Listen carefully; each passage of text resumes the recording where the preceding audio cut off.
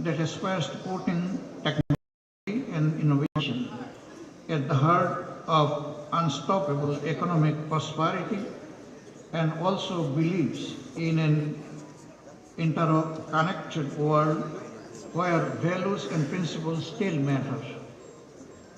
We want to rebuild a new Bangladesh that stands on the pillars of pluralist democratic values on which our country was founded. My party believes that only through democracy and free, fair and transparent elections can we move forward as a prosperous country.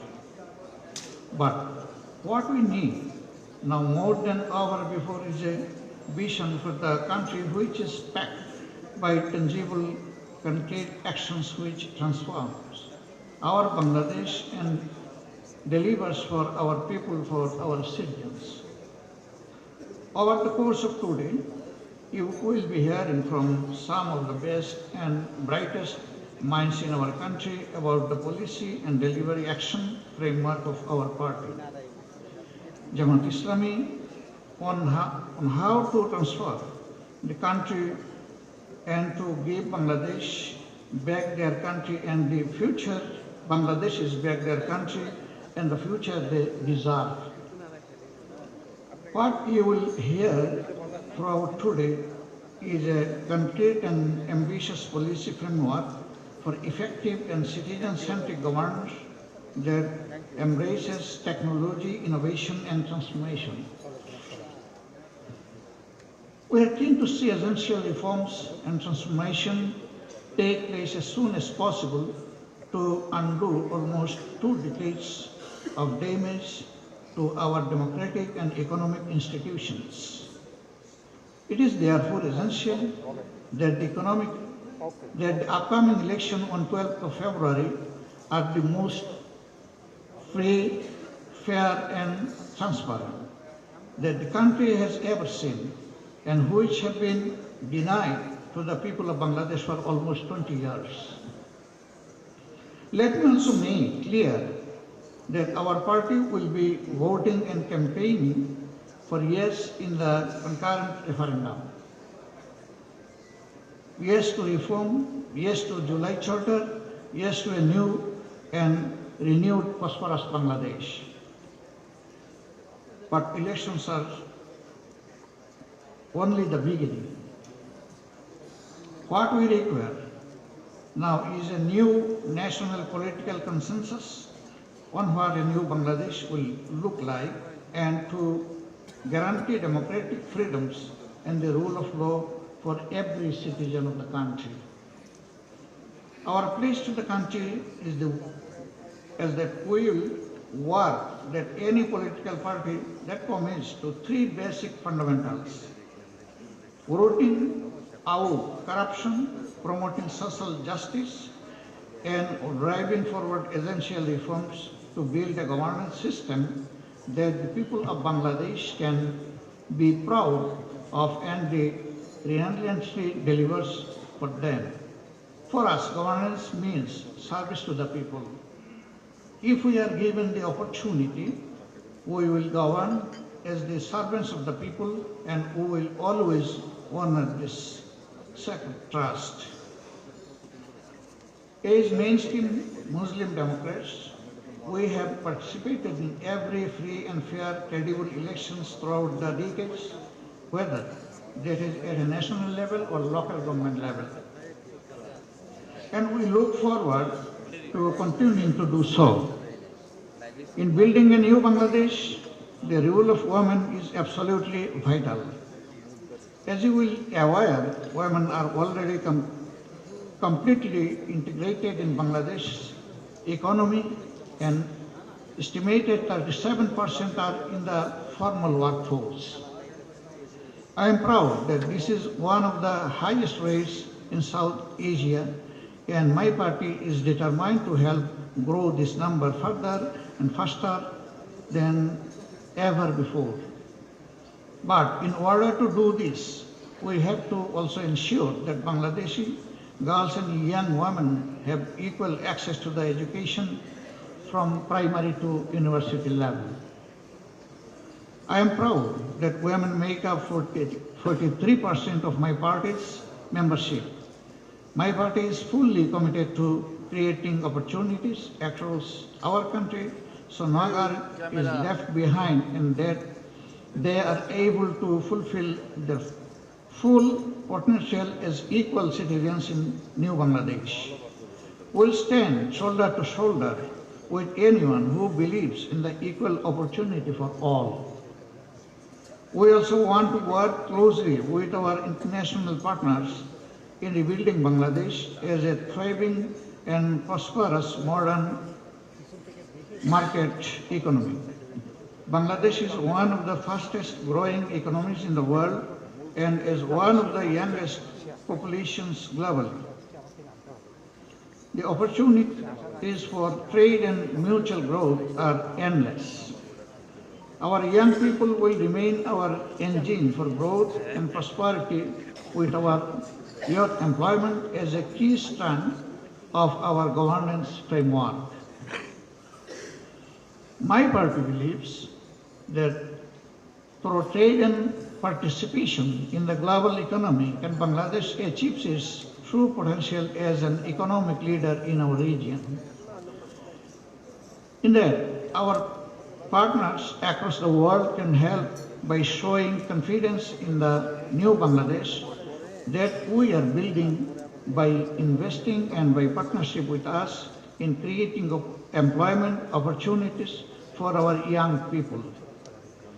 This in turn also brings mutual economic benefits to foreign investors with guarantees of a transparent and open economy in new Bangladesh.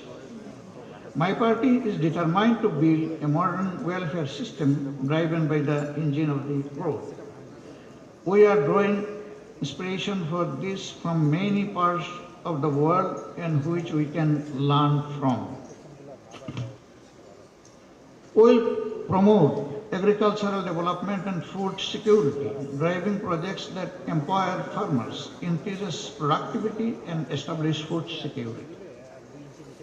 In industrial growth, we will promote policies that revitalize local and global industries, create jobs and promoted economic growth whilst integrating into the global economy. We will champion initiatives for small and medium-sized businesses, opening doors for local entrepreneurs and bolstering Bangladesh industrial base with opportunities set for FDI. We have already made clear that we will stand strongly behind any efforts to ensure that no future government in Bangladesh will be able to subvert the economic system and state resources for their own. Prosperity can only be built on internationally recognized norms of transparency. But a prosperous, modern and new Bangladesh can only exist where all citizens, regardless of their faith, gender, creed or race, are treated as equals. My party is proud that we stand as defenders of every Bangladeshi citizen and their rights. It is not only our responsibility to protect the rights of the minorities, but actually an obligation and sacred duty, whether they be Hindus, Buddhists, Christians, or any faith. I am so very proud that my party has over 500,000 members from other faith groups who stand together to make a country stronger. In all of this, we want the new Bangladesh to be a strong, reliable and trustworthy partner in our region and globally. Finally, I shall finish where I started, which is with a message of hope from our new Bangladesh. As you will see from our policy action plans for governance, our politics is not of division but of hope, healing and unity. Hope for a better future, hope for a country that lights the way of others, hope for a country where everyone is equal. That is what my partners promise today. And every day, please join us in making that promise a reality.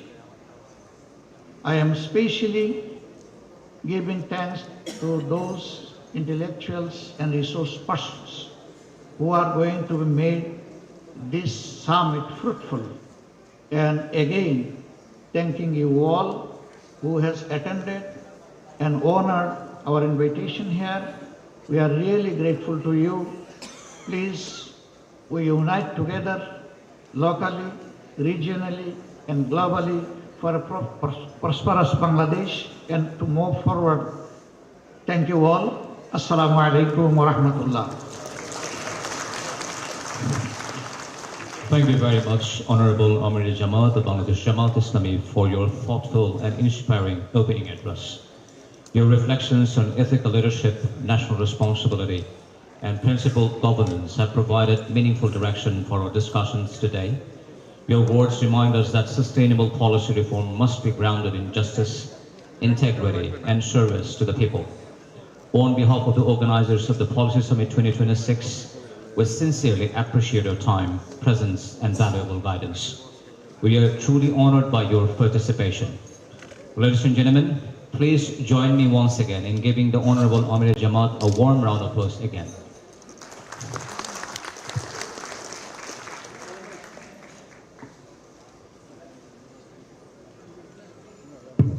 Now we are going to go into the policy presentation segment.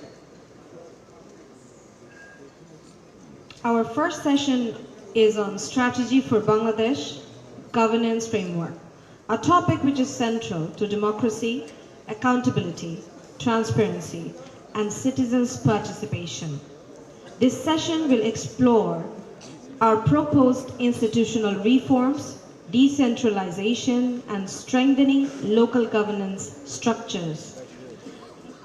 The panelists for this session are Dr. Syed Abdullah Muhammad Tahir, panel member, Naib-e-Amir of Bangladesh Jamaat-e-Islami, former MP, Kumilla 11. Next we have Dewan A.H. Alamgir, who's the keynote speaker, development program and policy expert. Are Dr. Syed Abdullah Muhammad Tahir, panel member, Naib-e-Amir of Bangladesh Jamaat-e-Islami, former MP, Kumilla 11. Next we have Dewan A.H. Alamgir, who's the keynote speaker, development program and policy expert with 35 years of experience. We then have Shariful Alam Zinnah joining as a panel member, former Secretary, Government of Bangladesh, Professor, Department of Political Science, Dhaka International University. Then we have Shah Alam Bakshi, panel member, former Secretary, Ministry of Administration, MP candidate, Ghazipur 1. Lastly, as the fifth, we are going to have Engineer Niyama Islam, panel member, electrical consultant, private firm, Joint Secretary, Shommilito Nari Prayash. I kindly invite the honorable presenter and respected panel members to take their seats on the stage. A big round of applause to welcome them on stage, please. I would like to remind the audience to kindly take notes as the main presentation goes on. You can either hand over the questions to the volunteers to be read out by the volunteers or moderator. And if you so wish, you can ask them directly to the presenter and panel members during the panel discussion. Are we all seated?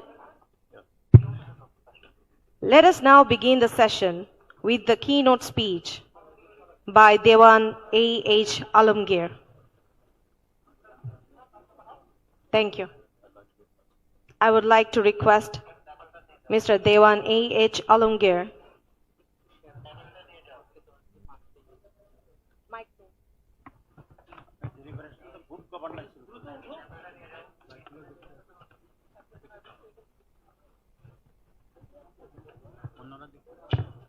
কিভাবে শুরু করবে? আমি কি ওখানে দেখে বলবো, শুধু slide ওখানে দেখবো? প্রেজেন্টেশনের জন্য Hello. চেঞ্জের জন্য আমার জন্য এখানে দেখবো আমি। আর এটা হচ্ছে নেক্সট ওয়ান কি জন্য? সবার জন্য, শোনার জন্য। Dear audience, we again humbly remind you to take notes of the questions that you want to ask the panel along with the presenter.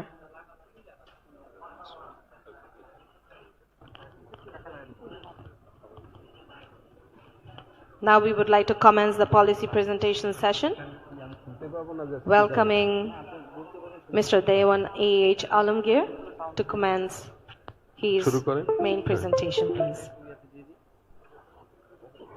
Thank you. ওখানে স্লাইড আসবে না?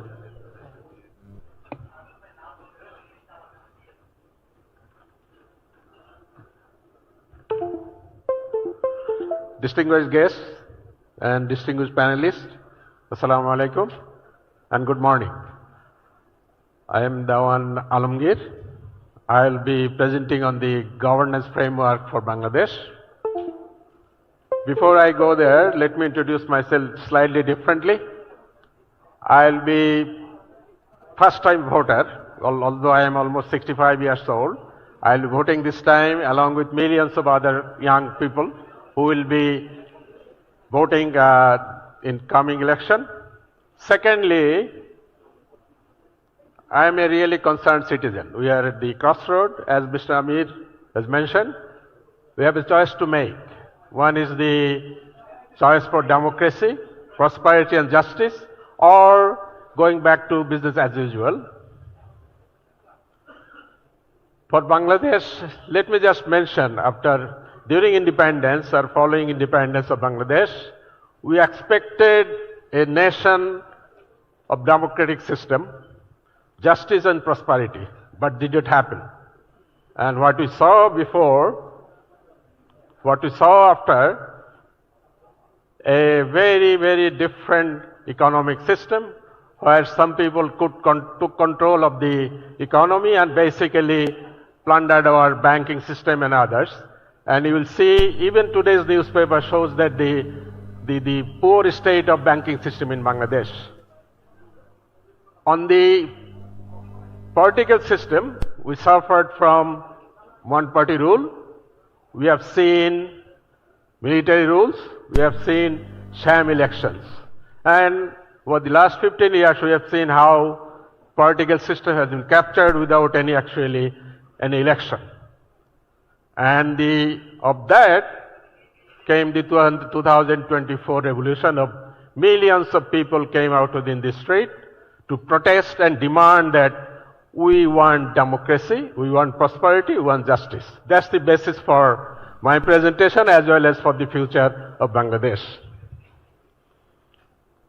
So, after all the analysis, and if you can, we really consulted people, and it is very common that made the conclusion that the basic problem is the absence of good governance.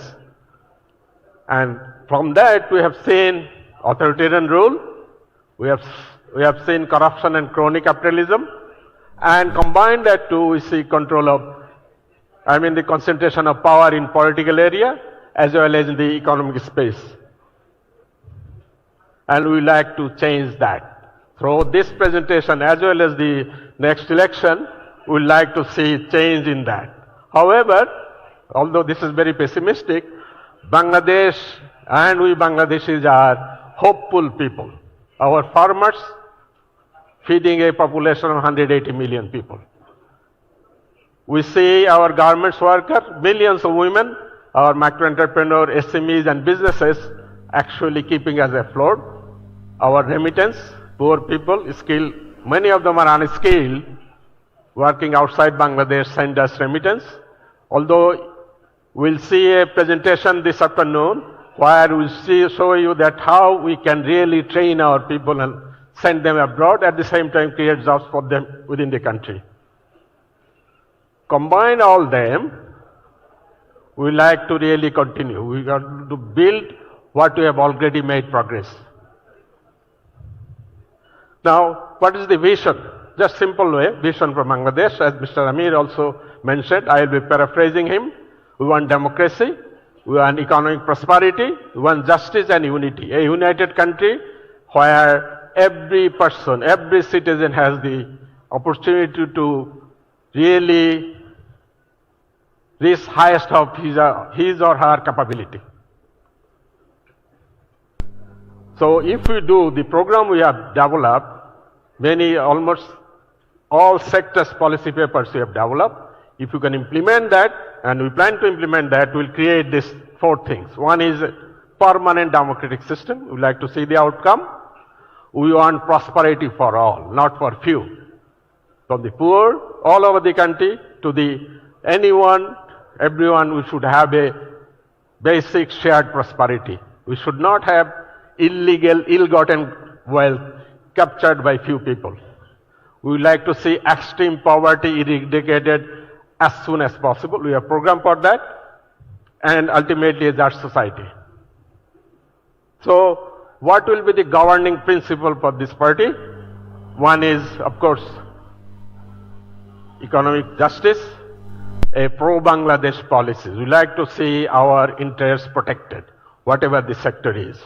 An effective government, not a large wasteful government, but an effective one.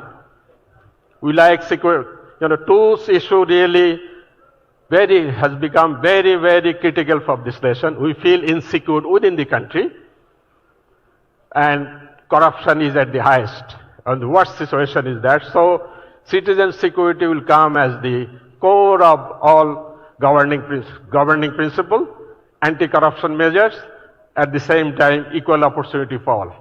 Whatever the competence and the capability of a person should have that opportunity to capture the opportunity in the economy and in the society. So what are we proposing? What is the framework or the thought process for us? We are simply proposing 3 elements that will lead us to the outcome we are proposing. One is the fundamental one is the good governance, as I mentioned. Second point is inclusive growth through investment by the government and the private sector. The private sector will invest in business, and government will be investing in all other things, especially in people. Education, health, infrastructure and others will provide the basis for investment for the private sector. And of course, as you know, almost 30% of Bangladesh population lives in extreme poverty. We like to have a very strong social safety net for them so that we can eradicate poverty as soon as possible. Although we will not be discussing this issue in details today, but we have a detailed program to eradicate extreme poverty. We will be happy to share with you sometime in the future. So my presentation will be focusing on the good governance. The following presentation by Professor Warisul Kurim will discuss on the growth, economic issue. Let me just focus on the governance part. We see governance as 4 elements. As far as we are concerned, there may be other frameworks, but for us, we are talking about 4 elements. One is good political governance. Political governance. Second one is good economic governance. We want macroeconomic stability. As you know, we are in a real crisis. Then we are proposing a strong local government system and shared urbanization, planned urbanization throughout the country. A country of 180 million people cannot be governed from one city, and it should be the political power and development should be spread throughout the country. So let me just briefly mention few elements of political governance. First of all, a democratic governance. For the first, this should be the last time that people has to come out in the street to demand democracy. So what we are saying, a democratic system must be a permanent one, where free and fair election should be the only way of transfer of power. That's one. And we like to see it done permanently. And we like to see consensus on this issue.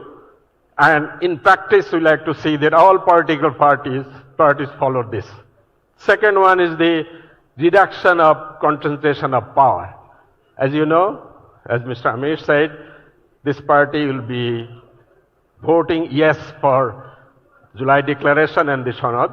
That means those proposals that brings balance between power of Prime Minister, President, as well as all the term limits and other good suggestions that have been given and agreed upon, the party will support that.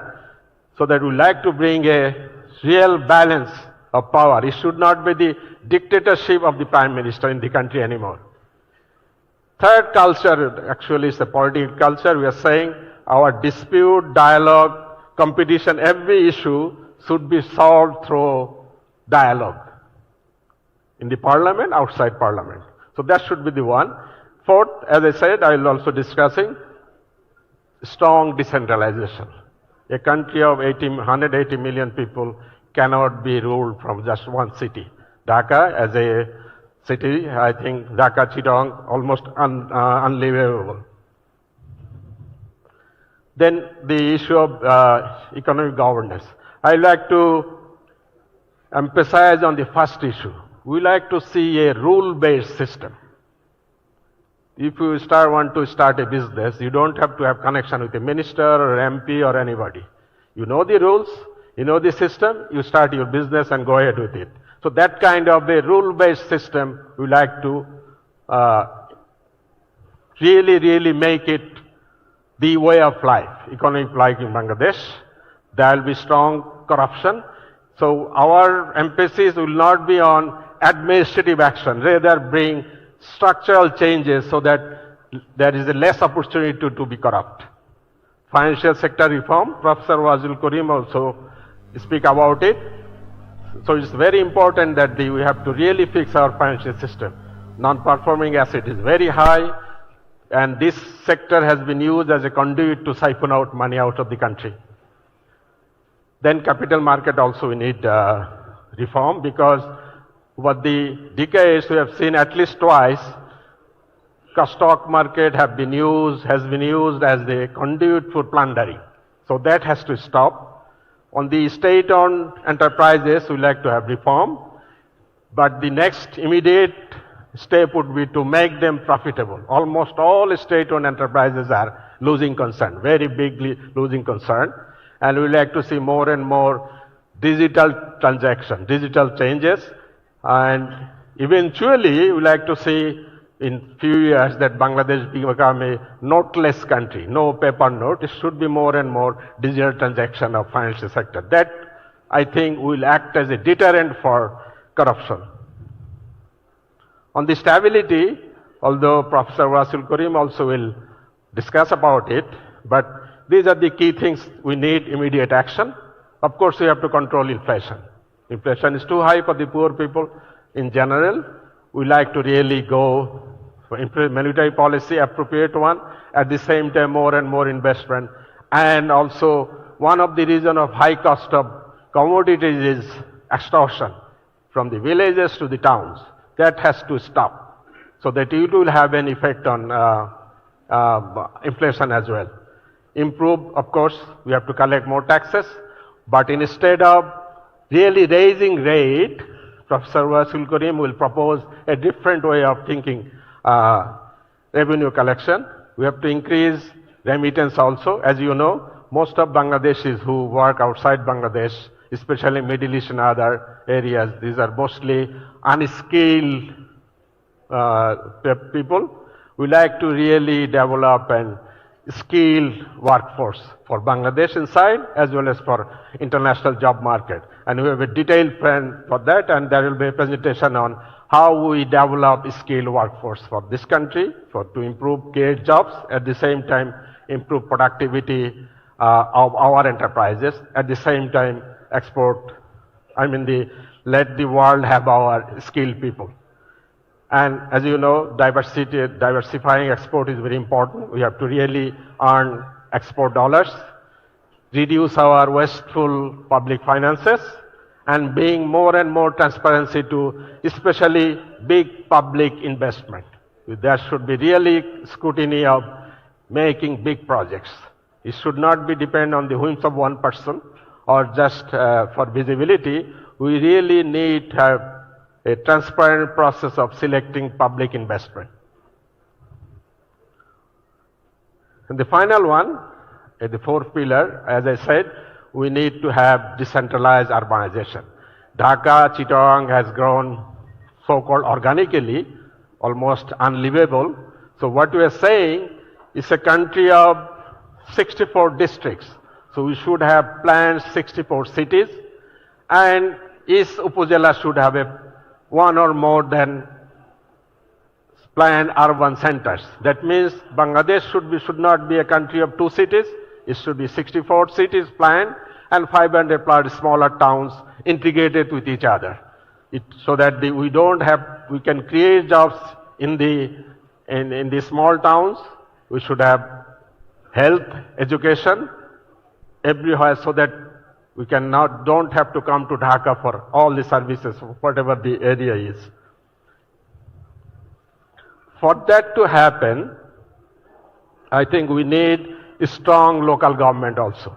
Our local government system is really weak. We all have 3 tier of Jila Parishad, Upazila and Union Parishad, but still we don't have real consensus on how to strengthen local government. I think it needs consensus of the political parties, because without that, we like to system where local government system does not change with change of government, change of party. It should have a permanent setup, permanent system, so that concentration of power and development should go throughout the country.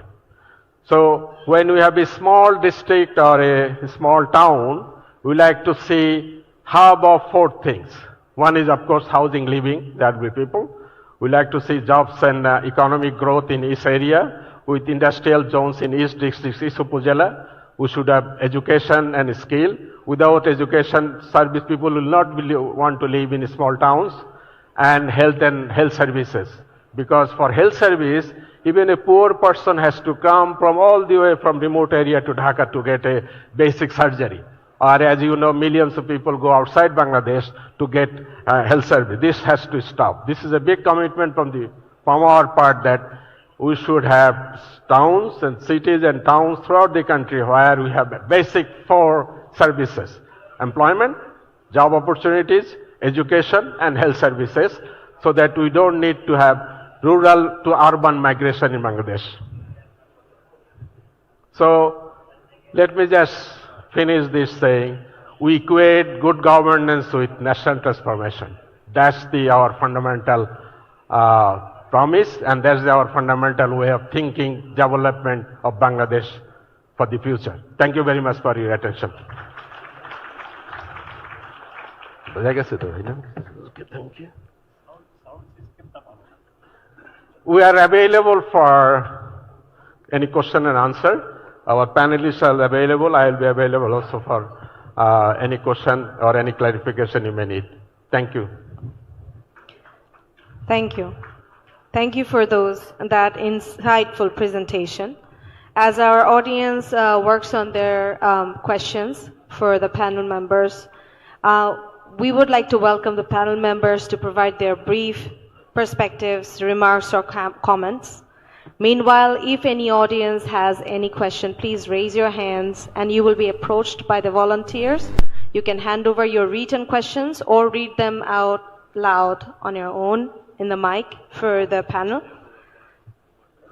Can we now move on to the panel discussion for the comments as we collect questions from the audience? Thank you. আপনি comment করতে বলছে, কিছু বলবেন local গভর্নমেন্টের উপরে? 1 or 2 minutes, that's introductory. আপনি নিজেকে introduce করে নেন তাহলে হবে। Assalamu alaikum wa rahmatullah.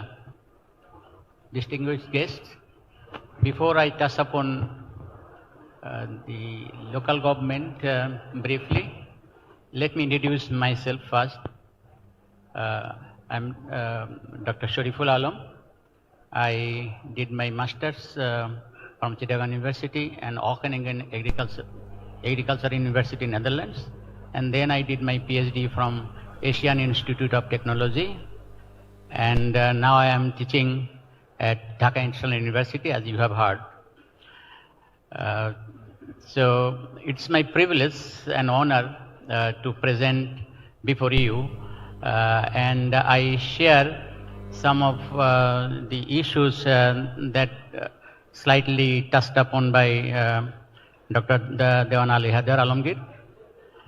Actually, the local government is the oldest institutions in this subcontinent, starting its journey from 1870s.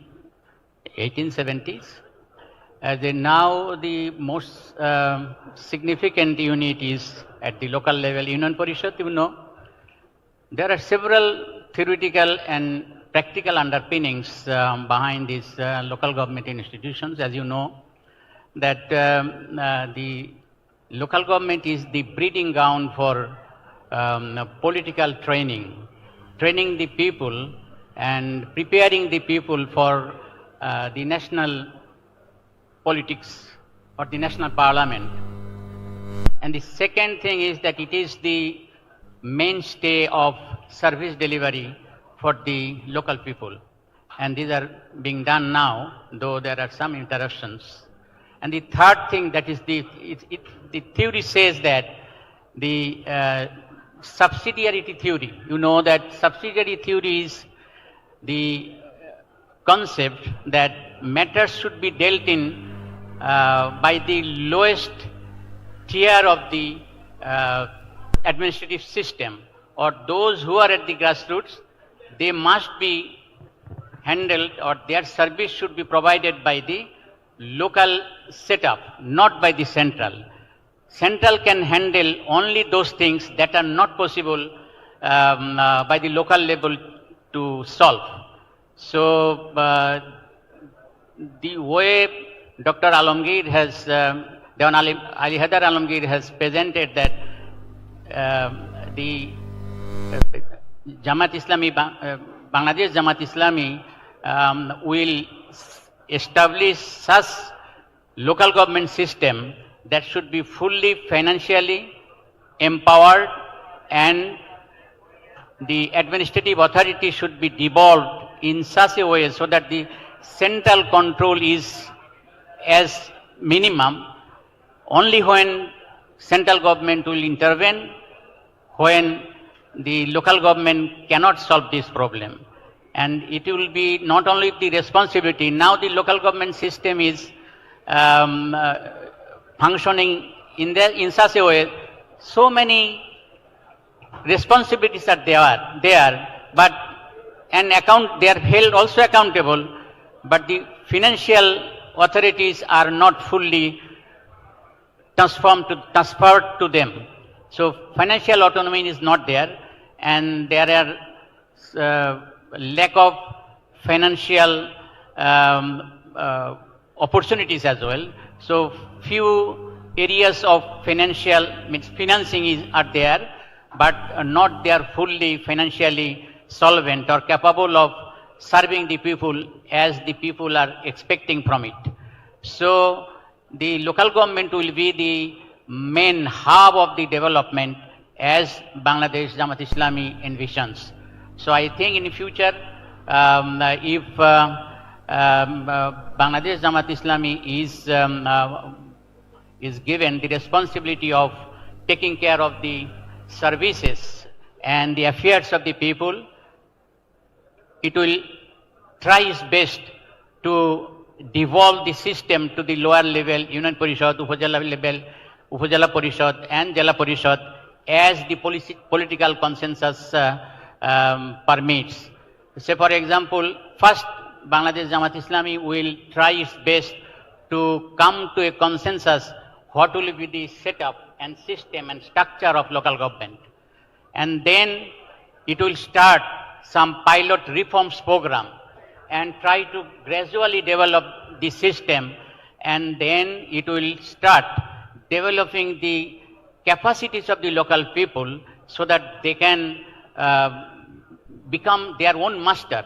They can become the master of their own affairs.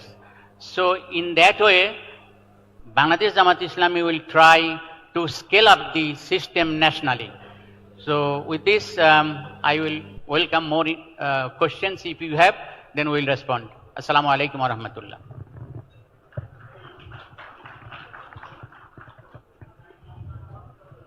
Bismillahirrahmanirrahim. I want to make just a few remarks on the discussion.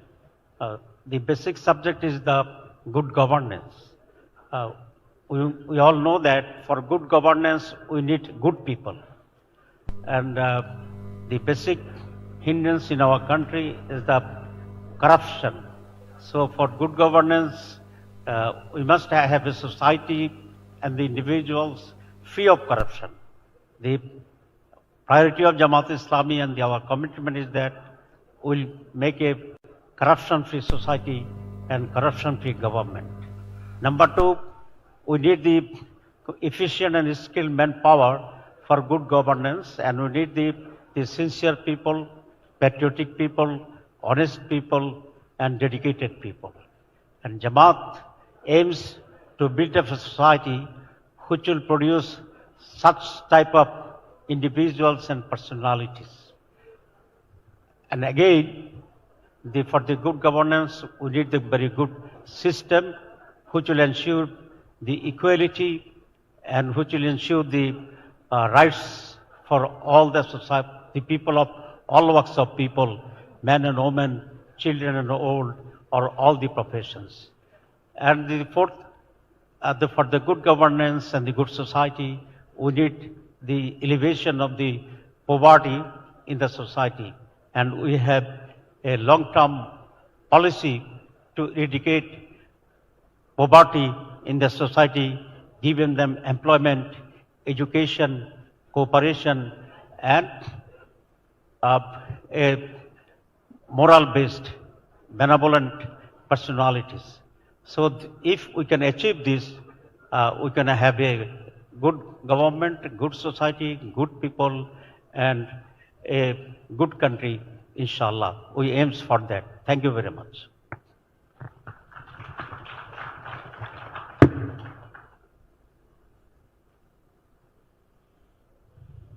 So, thank you so much for your remarks. Can we have the next panelist add their comments if they have any?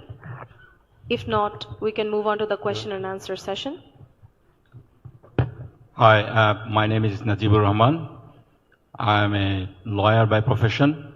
I did my PhD on commercial law from the UK, and currently I am an MP candidate for Bangladesh Jamaat-e-Islami. I think my takeaway from this is that decentralization is a must. We saw in the last 16 years how the ruling class centralized everything, consolidated the power to a family and to a group of people. Even we saw in rural level, in constituencies, MPs, although they are function as a legislator to make laws, but they acted as the head of the government in the local areas. So that needs to be reformed, and I think the way it has been presented, if we can decentralize the power and give the power to the people, that will elevate the poverty level. Also, that will reduce the corruption, because absolute power makes absolute corrupt. So the political leaders, they should have their own designated roles in terms of law, in terms of legislators, MPs.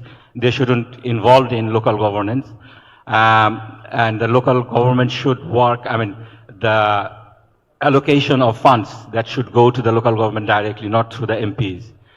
So I think that should be the goal, to decentralize the work and decentralize the power. Through that, we can reduce the corruption. We can actually empower the people. Thank you.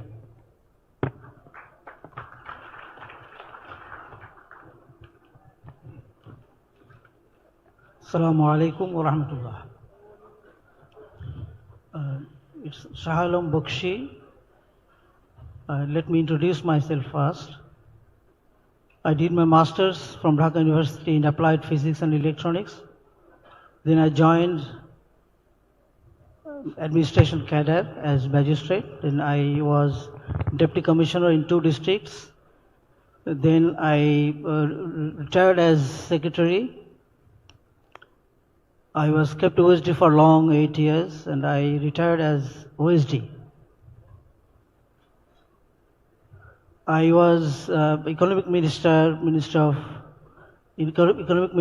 in Saudi Arabia Embassy of Bangladesh. I have only one suggestion. It was a very good presentation and quite a lot suggestions given in my panel discussions. I think some change or some update or some change in curriculum should be made in the education sector from the very beginning of the education system, I mean from the primary education system. If the curriculum is updated for the Islamic curricula, I think should be included in the education, and it should be made so that the students be grown with the Islamic education, Islamic etiquettes, etc. That's all. Thank you very much.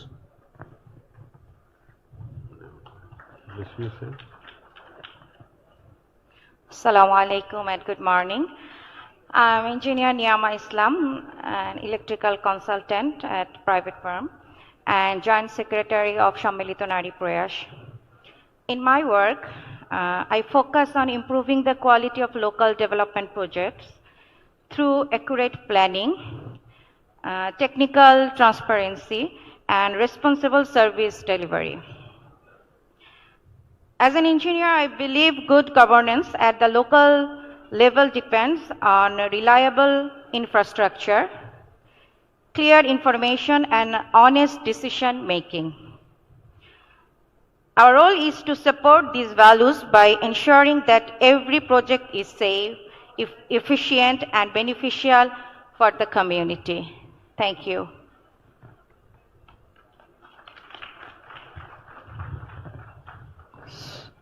With that, we end the remark section of the panel discussion. Can we invite some questions from the audience? Yes, sir? Yes. Yep.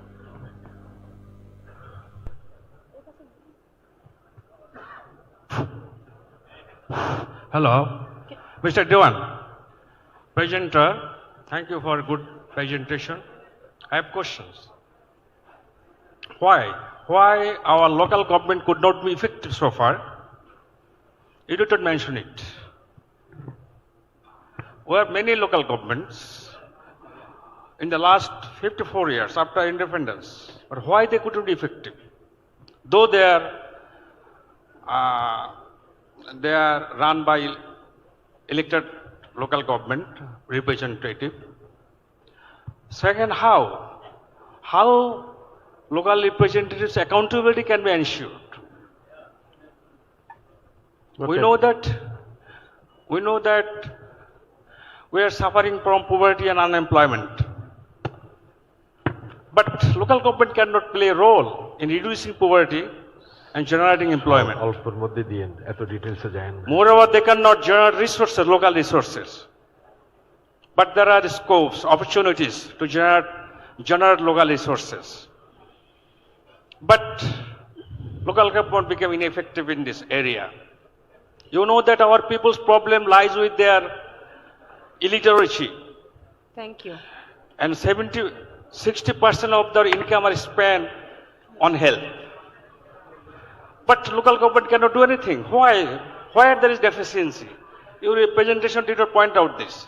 Please. Yeah. Thank you. Thank you for the questions. Maybe there are some opinions as well.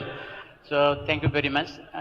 Actually, your first question was related to the non-functionality of local government for the last 54 years, isn't it? So I think that you will share with me that local government has not been given due authority to function properly, be it at the local level or at the central level. At the local level, they are facing the problem of resources and the trained manpower. And at the central level, there is an attitude that if the adequate resources are pumped to the local economy or the local government level, then corruption will be rampant. This false argument, on the basis of this false argument, the central level people are not inclined to give them the full authority. But it is true that corruption can be handled easily if the system is in place.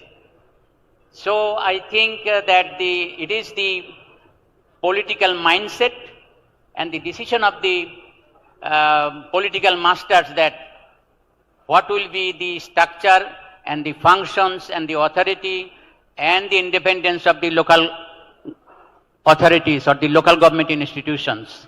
If it is politically decided and consensus is arrived, then I think the local government will be in a position to function properly and they will become capable of handling the affairs of the local people very effectively. Thank you very much.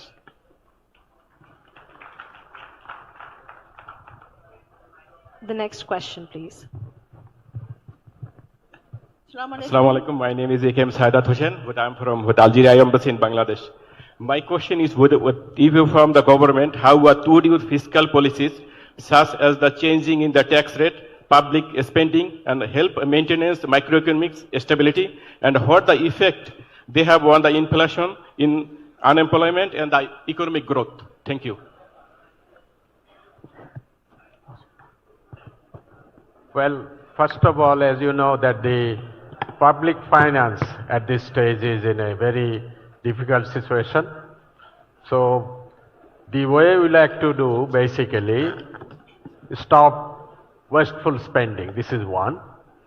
Within this, make it transparent, make it demand driven.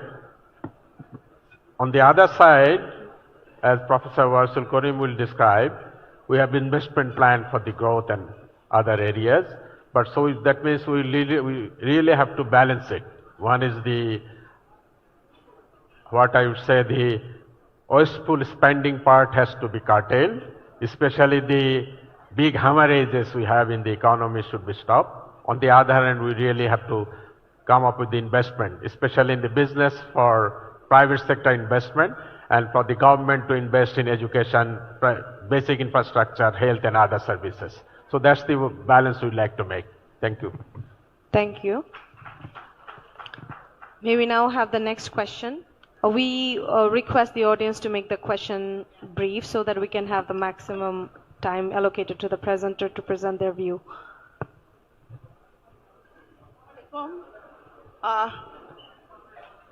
You have talked about governance. Yes. And one of the key elements of governance, good governance, is participation. Participation. Participation. By the citizens. So, how would you ensure the participation of women? Yes. At the highest decision-making level? Okay. And this is my question. And another question is, are you committed to CEDAW and SGD? Are you committed? To CEDAW and SGD? If you could spell out the full form for the audience. These are my questions. Okay. First one, I would like to mention that there will be full session on women development where we'll deal with the participation. So I will refer to that session. But the issue is, let me just summarize. More than 50% of Bangladesh population are women. We made improvement, of course, a lot. Lots to be done, especially in education. Now more girls are graduating from primary school, high school, SSC. And in undergraduate level, the proportion is becoming almost equal. So we made really big stride on that. But still there has to be a lot of things to be done. Second issue is the access to health services. That is a huge issue. We need to really improve access to health for all women, poor and area. Then the political participation is something we really have to improve further, really improve further. especially political participation in the local level as well as the national level. We need to really improve on that. I fully agree. And then, of course, women, for them to participate, we really have to, I think it's a combination of many things: education, at the same time opportunity and choice, and then finally give them the opportunity to participate in economic as well as the political space. So this is more of a general frame I am mentioning. There will be a detailed discussion on this in a specific, a full session on this issue. Yeah, yes. Excuse me, I have a supplementary question here. Please. I mean, why hasn't Bangladesh Jamaat-e-Islam nominated any women candidate? Ma'am, I'm not sure I understood you properly. No, my question is that Bangladesh Jamaat-e-Islam has not given nomination to any women Okay. in the upcoming election. I think this is for you.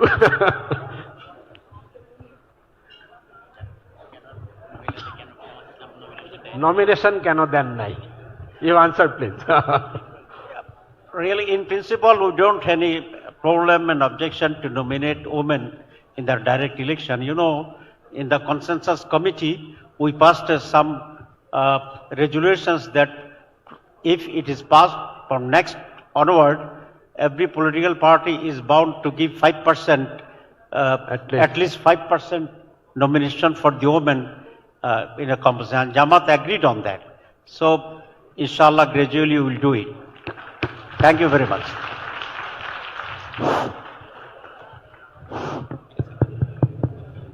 We will take a few more questions. Yes. Hello. My question is that, and thanks, Mr. Alamgir for nice presentations and covering many things. Hello. My question is that we have seen that during the last previous government, Jamaat-e-Islami Minister of Industry, they focused on SME, small and medium enterprise in Bangladesh. We have seen that's the dream of that minister. But today I have observed that in this presentation, thanks the Amir-e-Jamaat has covered in the SME in his brief talk, but in the macroeconomic policy, I think, what is this, your status, the focusing on SME entrepreneurship and particularly women entrepreneurship. Okay. That's the things we know that the last Jamaat minister started, but what is your policy to continue that? Thank you. Thank you very much. I think Can we request the honorable audience to remain silent so that we can pay full attention to the points made by the speaker? let me start from the point that we would like to have shared prosperity, in the sense that all people, there should not be poor people, and there should be concentration of wealth. At the same time, as I mentioned, we will have investment throughout the country. Now, as you know, if you analyze any industry, you will see only few large one, few smaller, I mean the SME, and millions of micro enterprises in Bangladesh, in agriculture and in non-agriculture area. And that has been mainly because of growing economy, at the same time access to finance. So, with the next government, and also I'd like to mention only 15% of all labor force work in formal businesses. 85% people work in informal sector. So our emphasis will be to support more and more micro enterprise, SMEs throughout the country, either in the agriculture sector or non-agriculture sector. For that, we have proposed that there should be planned urbanization opportunity in each Upazila. In support of that, of course, access to finance and other things will come.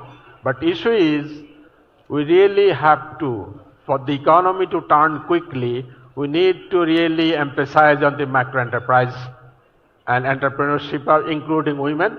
As you know, Bangladesh, the land of microfinance, almost 95% of the borrowers are women. They are the one contributing in agriculture as well as other entrepreneurship. So we like to support that, and for that also you will mention in the skill development and entrepreneurship presentation, you will see we will prioritize women entrepreneurship in particular, and you will see throughout Bangladesh millions of women actually in business. So there will be more and more such initiative, at the same time help them to expand and gradually become larger and formal businesses. And we fully endorse that part. Especially for reduction of poverty, we must have much support for micro enterprises and SMEs throughout the country, irrespective of whether it is agriculture, industry or service sector. And we have detailed policy paper on that. And Dr. Ashikur Rahman will explain how we prioritize women in entrepreneurship, skill development as well as entrepreneurship. Thank you, sir. Thank you so much. We are... Hello. Assalamu alaikum. I am at the back of the room. Yeah. This is Professor Saifuddin Ahmed from Dhaka University. And I would like to thank the organizer to bring good governance and local government in their agenda of aspiring Bangladesh. So I would like to say something for your thought so that you can consider this in your aspiration. The main problem, one of the main problem of local government in Bangladesh is that it is an extended hand of central government. Yes. At Upazila level, it was a very good arrangement, but the 13 departments which were transferred to the Upazila level, but their boss sits in district or at central level.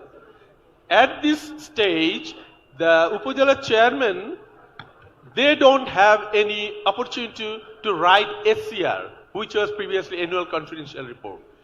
For example, the youth development officer of Upazila, he is accountable to the deputy director of youth development sitting in district. He is not accountable officially to the Upazila chairman. Even the he is accountable to the cabinet division, not to the Upazila chairman. So, to come out from this situation, we cannot make a complete accountable local government system. So that's why we call it an extended hand of central government. Another important local government entity is Paurushava, which is very much poor in terms of their fund. A small amount of ADP is given to Paurushava, but that is very inadequate. And in last 20 years, so many unions have been converted to Paurushavas without violating the law. So they become poor and poor. Thank you. So I would like to request the organizers to consider these issues while they will be in power to reform local government system. Thank you so much. We are aware of it. Thank you very much, Professor. We are aware of these issues and we aspire to have a more strong local government in the future. But as I said, we need consensus within the political system that we should have a permanent local government structure. Thank you, sir. But we are very much aware of these issues. Thank you. I think we can accommodate a few more questions. Can we have the next question? Thank you very much for the brilliant presentation by H. Haidar. I am very much impressed on your point that you are going to make the district towns as the hub of 4 opportunities, that is health, education, job opportunities and good healthy living opportunities. My question is to our political leader who is present here as a panelist, Dr. Syed Abdullah Mahmood Tahir, that are you confident that it is possible in a shortest possible time to make available all these facilities in district towns, and how it is possible with our limited expertise? We see there are educational institutes, hospitals in the districts, but they are not quality. And that's why people are coming to the capital city for education and for treatment. So how you are going to materialize these 4 points in district hospitals? Please encourage us. Thank you. Before Dr. Tahir answers, let me say that the The structure we propose is not, it's a aspirational long-term development plan, gradual, of course, subject to availability of resources. At the same time, we have detailed plan on health sector as well as education, but it will of course need longer term, not 5 years, much longer term to develop urban centers in all over the country. Thank you. Dr. Tahir, please. Thank you very much. This is one of the vital issues in the health sector to address in our country. The Jamaat aims to develop a full-fledged, high-qualified expertise, good hospitals in the district level, so that people do not need to come to the capital city in Dhaka. And it is possible because now you know that the GDP in our budget in the health sector is only 4%. If Jamaat comes to power, we will allocate minimum 6 to 8% of the total budget in the health sector. If it is so, then it will be possible to establish good hospitals with good equipments and the expertise in the district level. And also we can ensure the minimum health services in the rural areas also. And this is one of the major agenda Jamaat will address if we are in power, inshallah. Thank you very much. Thank you very much. We'll increase the budget in the health sector. Assalamualaikum. আমি major retired Mohammad Akhtaruzzaman. আমি অনেক ধন্যবাদ দিচ্ছি আপনাকে সুন্দর প্রেজেন্টেশনের জন্য। আমার দুইটি প্রশ্ন। প্রথম, আমরা হলো অ্যান্টি কারাপশন নিয়ে আমরা অনেক কথা বলি, সবারই কথা অ্যান্টি কারাপশন, কিন্তু আমরা অ্যান্টি কারাপশনটা কিভাবে দূর করব সেটার ব্যাপারে আমরা রাজনৈতিক সিদ্ধান্ত নেই না, আমরা সেটা দুদকের উপরে ছেড়ে দেই। দুদক তার নিম্নস্থ সরকারি কর্মচারীদের চালায় যাদের সিনিয়ররাই করাপশনের প্রতি বেশি ইনভলভ, ফলে তারা করাপশনে কোনো রকম নিয়ন্ত্রণ আনতে পারে না। আমি জানতে চাইবো আজকের এই নতুন সরকার যদি আসে, আমাদের ক্ষমতায় আসে, আপনারা কি রাজনৈতিক একটি দুদক তৈরি করবেন কিনা যারা সরকারি কর্মচারীদের উপরে নিয়ন্ত্রণ রাখতে পারবে? কারণ এই যে সবাই রাজনীতিবিদকে টার্গেট করে, সকল এনজিও থেকে নিয়ে সবাইকে নিয়ে, যে তারা করাপ্ট করে, কিন্তু মেইন করাপশন গুলো কিন্তু হয় এক্সিকিউটিভ লেভেলে, যারা কাজগুলো দায়িত্ব পালন করে। সেটা করবেন কিনা এটা আমার বিনীত অনুরোধ। অ্যান্টি কারাপশন নিয়ে আমরা অনেক কথা বলছি, এটা চাই। দ্বিতীয় হলো, আমরা স্থানীয় সরকার নিয়ে কথা বলি, কিন্তু স্থানীয় সরকারে একমাত্র উপজেলা চেয়ারম্যান এবং ইউনিয়ন পরিষদ চেয়ারম্যান ছাড়া বাকি সব লোক কিন্তু সেন্ট্রাল গভর্নমেন্টের লোক। এমনকি ইউনিয়ন পরিষদের যে সেক্রেটারি, সে পর্যন্ত চেয়ারম্যানের কথা শুনে না, সে শুনে সেন্ট্রাল গভর্নমেন্টের কথা। আর বাজেটটা দেয় সেন্ট্রাল গভর্নমেন্ট। অনেকে বলে এমপিরা কেন যাবে, টাকাটা তো এমপিরা অ্যালট করে। বাজেট থেকে যখন টাকা অ্যালট করে তখন সেই টাকাটার খোঁজ খবর নেওয়ার দায়িত্ব, নৈতিক দায়িত্ব সংসদ সদস্যের। সেখানে তাকে অবশ্যই দেখতে হবে তার উপজেলায় বা ইউনিয়ন পর্যায়ে যে টাকাটা বরাদ্দ করা হয়েছে সেটি সঠিক ব্যয় করছে কিনা। সেখানে এমপিদের একটা অন্যতম দায়িত্ব হতে হবে। আমার এমপি ভাই যিনি দাঁড়িয়েছেন, ওনাকে অনুরোধ করব, it is a fundamental right and duty যে আপনি যে টাকাটা বরাদ্দ দিবেন বাজেট থেকে, সেই টাকাটা সঠিকভাবে ব্যয় হচ্ছে কিনা এটাকে আপনাকে নিশ্চিত করতে হবে। কারণ টাকাটা আসবে ন্যাশনাল বাজেট থেকে, বাই রেভিনিউ, বাই ট্যাক্সেশন, কিন্তু স্থানীয় সরকার চলবে অ্যাজ ইউ আর্ন। স্থানীয় সরকার চলবে অ্যাজ ইউ আর্ন, যেটা আপনি আয় করবেন সেটা ব্যয় করবেন। সেখান থেকে সেন্ট্রাল গভর্নমেন্ট থেকে সাবসিডি পাওয়ার কথা না স্থানীয় সরকারগুলোকে। এই সিস্টেমটাকে আপনারা কার্যকরী করবেন কিনা এটাই আমার বিনীত প্রশ্ন। ধন্যবাদ। Thank you for your question. You raised two vital issues. One is empowering politicians to oversee whether the bureaucrats and local governments, they are running properly and not doing corruptions. And secondly, oversee in micro level, the MPs, the duties of the MPs, how to ensure corruption-free services and ensure that the allocation of budgets that are materialized and utilized for the people. I think the first question you asked, if we have a sustainable and accountable system, that will reduce definitely the level of corruption. Secondly, the elected members of the parliament, the representative of the government, people, if they are empowered to oversee whether corruption is occurring or whether accountability is there in place, that will also ensure the corruption is reducing. However, it also needs corruption-free politicians is in place.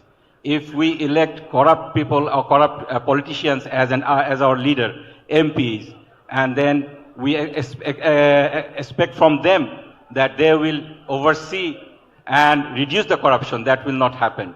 So we need a sustainable system to oversee and reduce the level of corruption. At the same time, we need honest leaders. Secondly, I think there should be decentralization of power. As I mentioned in my panel discussion, we have a system for last 15 years, or I think more than that, that the MPs, they are like local lords. They oversee everything. The budgets are allocated through them, and because of that centralization of power that has been constitutionalized in the 15th Amendment, the Prime Minister and the MPs, they are given so much power that make them absolute corrupt. I think we should have a shift and we should have a balance of power. Local governments, they should have some responsibilities. As one of our distinguished guests mentioned, the local chairmen, they don't write ACR of the local government. That is not a good practice. I think the local governments, they should be given more responsibilities and they should be empowered at the same time.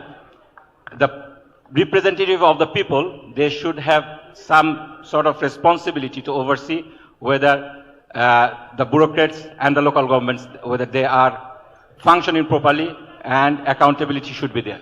Thank you. Assalamu alaikum. This is Dr. Hafiz Abdur Rahman. I'm a professor of electrical and computer engineering at North-South University. I have a question especially related to the science and technology.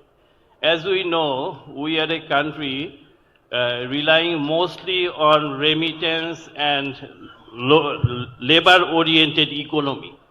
To move forward and to develop this country, the role of science and technology is essential. Basically, presently our per capita income is like $3,000 per year. But unless we move to the research and innovation-based economy or country, we cannot go to the level of like $10,000 per year income status. So what is your vision? Because I haven't seen anyone of the panelists came from the science or engineering background, so it could be a general question. Yes, I saw the lady there, but she's talking about women empowerment, not related to science and technology. So as such, my question is, what is your vision? Because this is a time when world is evolving too fast in technology and science-driven economy and system. So how you see to encourage or integrate science and technology in coming days, Bangladesh? Thank you very much. Okay, thank you for raising it. Just small point. I'm an electrical engineer by training. So anyway, issue is we have developed a policy paper on education and training separately, but I fully agree with you.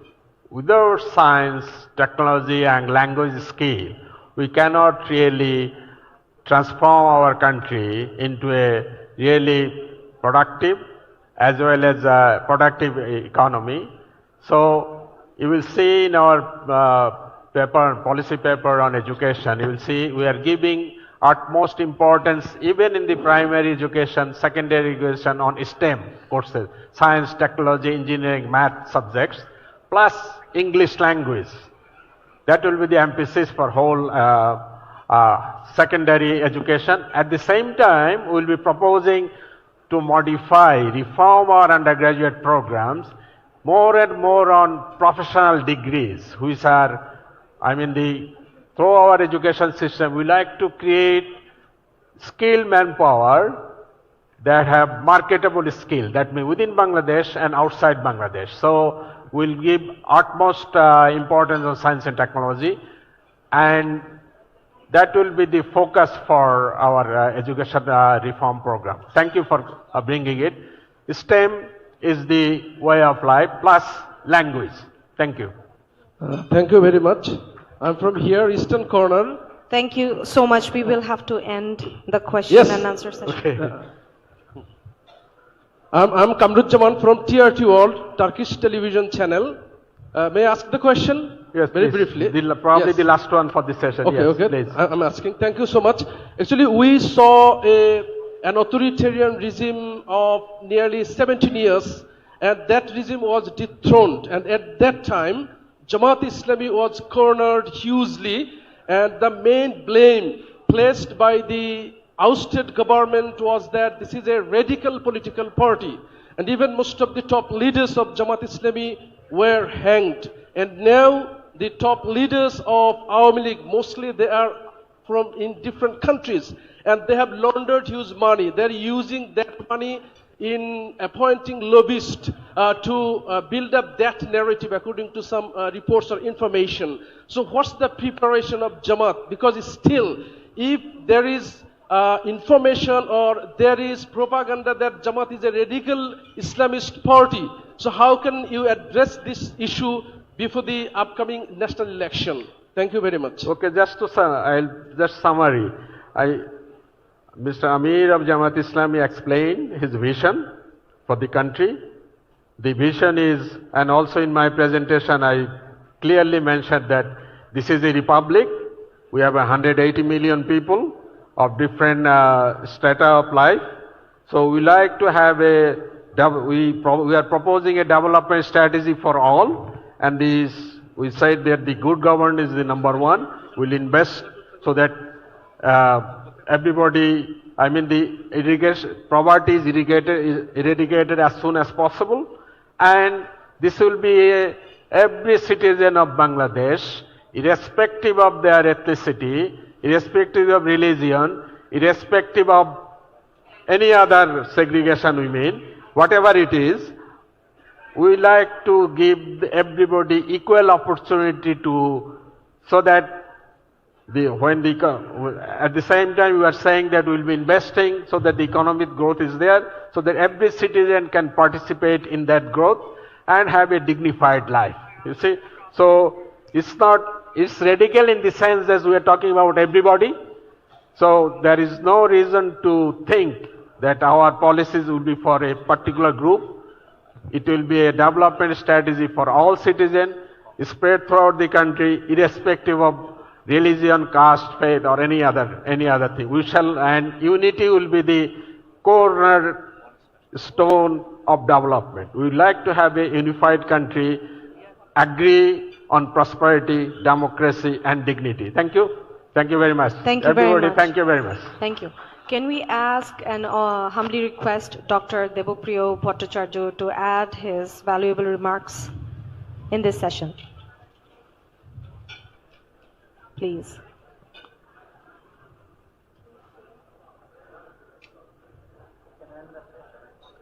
এখন তো দেবপ্রিয় নাকি বলতে বলছে না শেষ এখানে Can we have his remarks to this session? Thank you. So, okay, I think let's finish this session, okay? Okay, thank you very much. Are you? Oh.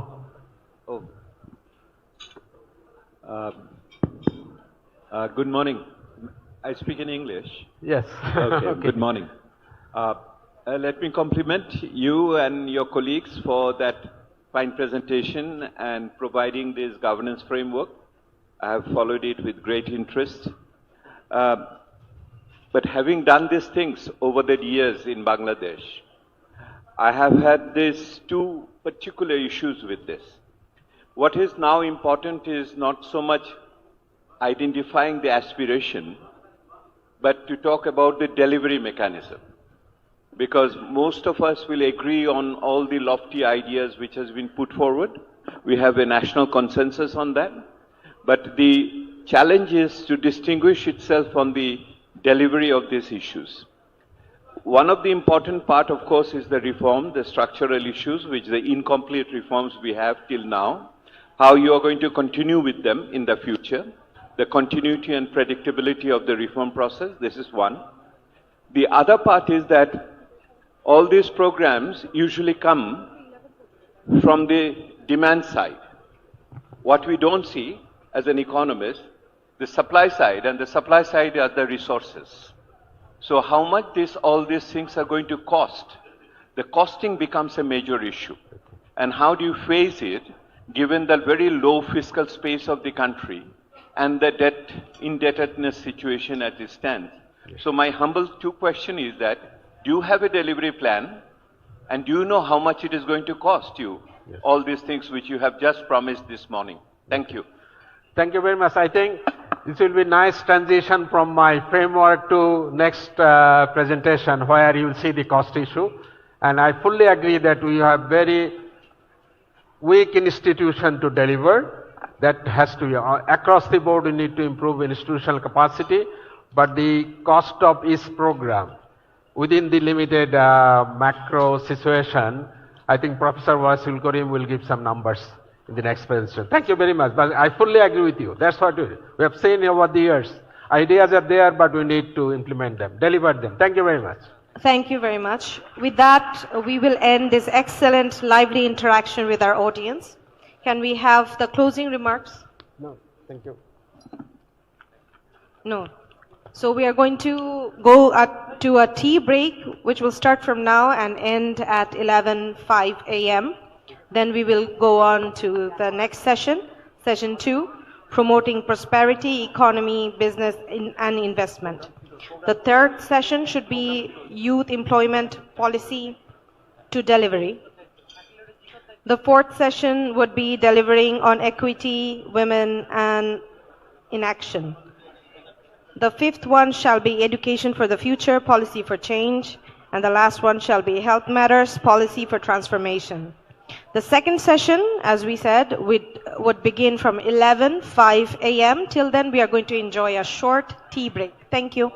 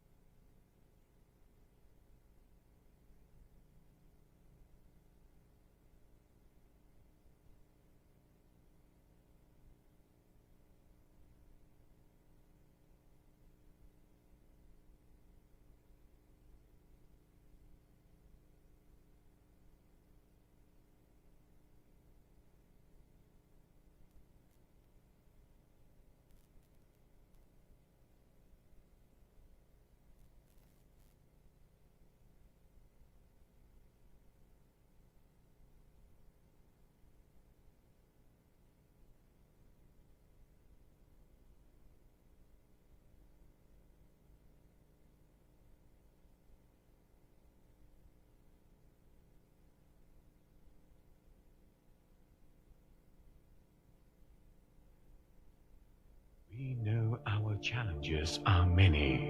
We know the stories of falling behind.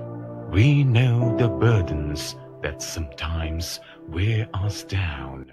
Yet, with hope,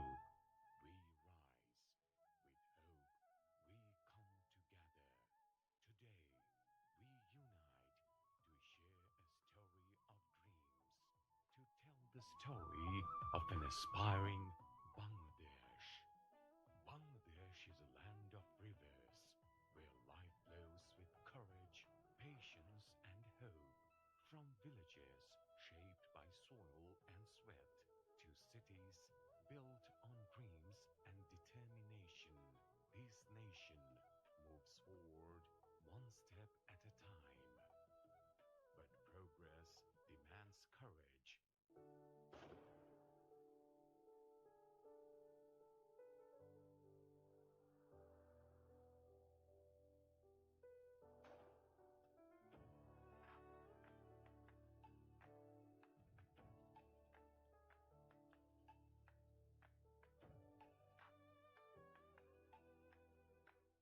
It demands a stand against corruption and extortion. It demands the light of good governance and the strength to rise above fascism. In every village, school, and city classroom, education lights the path forward. In every clinic and hospital, health protects the future. A strong economy is not just numbers on paper, it is food on the table, confidence in the heart, and dignity in work. Through information and communication technology, new doors open, new ideas rise, new possibilities begin. Employment empowers our youth. It makes the nation proud. With SME funds, skills, and freelancing, young minds rise with courage. They build industries, grow the economy, and drive the power of progress. In growing cities and expanding towns, smart planning and urban management shape a better life for all. When women become self-reliant, families grow stronger. Women lifts the nation higher. This is the Bangladesh of our dreams, a nation that awakens hope within us all, a land where no one is left behind, where opportunity reaches every home, where dreams walk on every road and hope flows through every river. This is not just a dream. This is a promise. This is a pact. We are fully prepared to build the Bangladesh of our dreams, a Bangladesh envisioned by Bangladesh Jamaat-e-Islami. We know our challenges are many. We know the stories of falling behind. We know the burdens that sometimes wear us down. Yet, with hope, we rise. With hope, we come together. Today, we unite to share a story of dreams, to tell the story of an aspiring Bangladesh. Bangladesh is a land of rivers where life flows with courage, patience, and hope. From villages shaped by soil and sweat to cities built on dreams. Dear audience, ladies and gentlemen, honorable guests, we are humbly requesting you to have your seats once again. We are going to start the next session within a minute. We would be grateful if you have your seats within the time. In the next session, we are going to talk about promoting prosperity, economy, business, and investment. It demands a stand against corruption and extortion. It demands the light of good governance and the strength to rise above fascism. In every village, school, and city classroom, education lights the path forward. In every clinic and hospital, health protects the future. A strong economy is not just numbers on paper, it is food on the table, confidence in the heart, and dignity in work.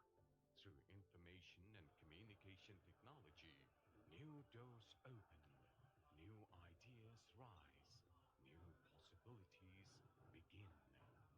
Employment empowers our youth. It makes the nation proud. With SME funds, skills, and freelancing, young minds rise with courage. They build industries, grow the economy, and drive the power of progress. In growing cities and expanding towns, smart planning and urban management shape a better life for all.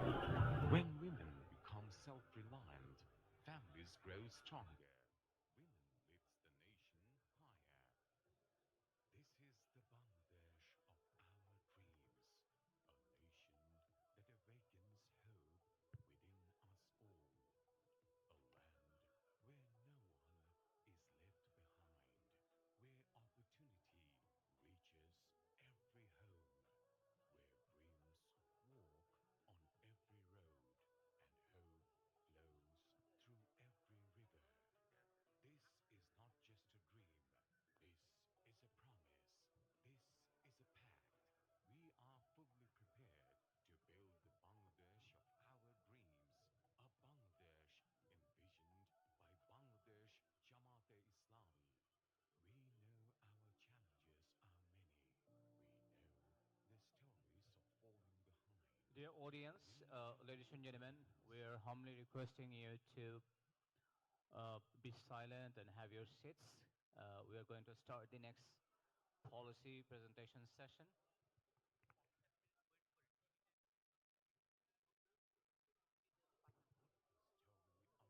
aspiring Bangladesh. Bangladesh is a land of rivers where life flows with courage, patience, and hope. From villages shaped by soil and sweat to cities built on dreams and determination, this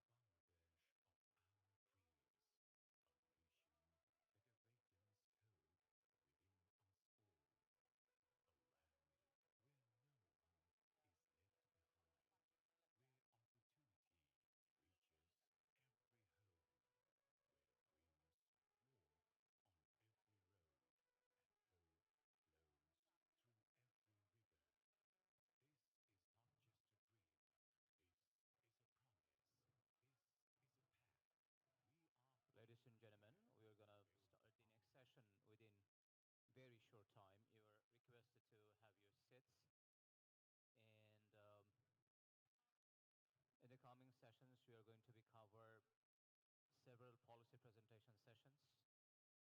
The first one would be promoting prosperity, economy, business, and investment. And then we'll be talking about youth employment policy to delivery. And after that, delivering on equity, women, and in action. And the next one is education for the future, policy for change. And the last one would be health matters, policy for transformation.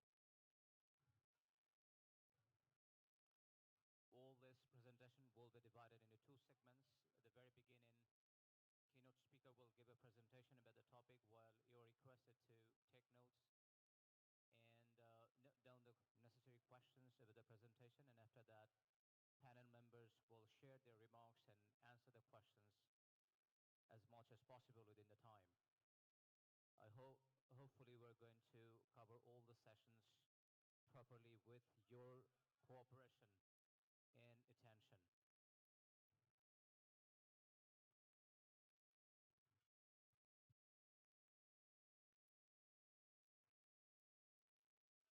We would be grateful to you if you have your seat.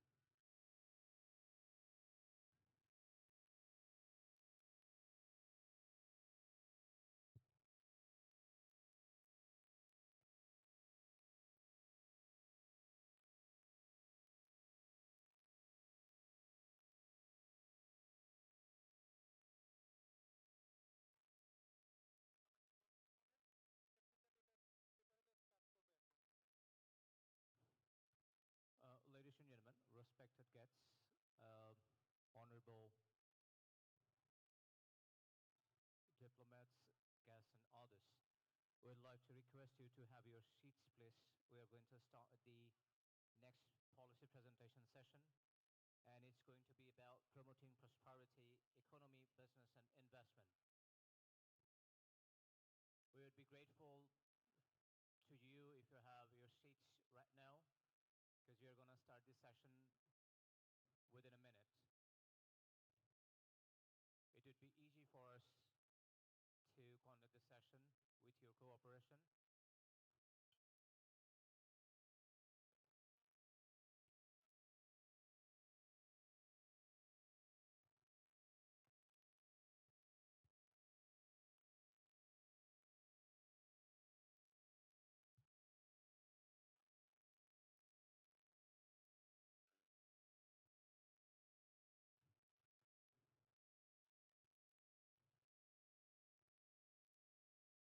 We're going to cover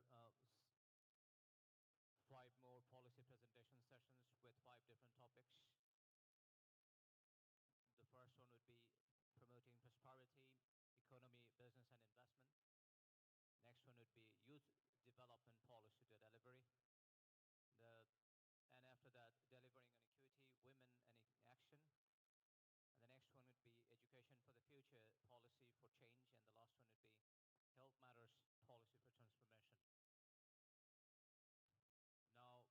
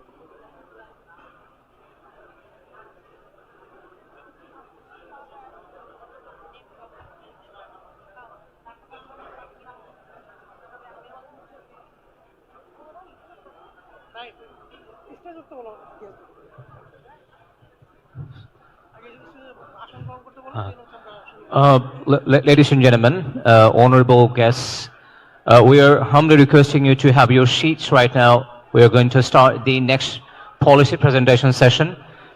And our next session focuses on promoting prosperity, economy, business, and investment.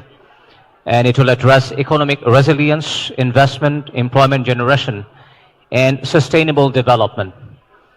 For having a discussion about this very policy, we'd like to invite the panel member, Mia Ghulam Parwar, former Member of Parliament, Secretary General of Bangladesh Jamaat-e-Islami, Professor Dr. Warisul Karim, keynote speaker, full-time faculty, Professor and SBE Dean, PhD in Corporate Financial Reporting, University of Leeds, UK, Professor Dr. H.M. Mosharraf Hussain, Professor and Chairman, Department of Finance, Dhaka University, Dr. Shibbir Ahmed, Assistant Professor of Economics at North-South University, Shamim Sarah Khan, former Additional Secretary, Ministry of Industry, Dr. Nasiruddin Ahmed, Policy Advisor, International Growth Center, former Chairman, NBR.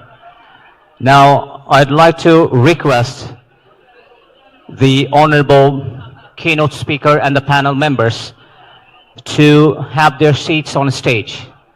I'd like to humbly request the keynote speaker and the panel members to have their seats on stage.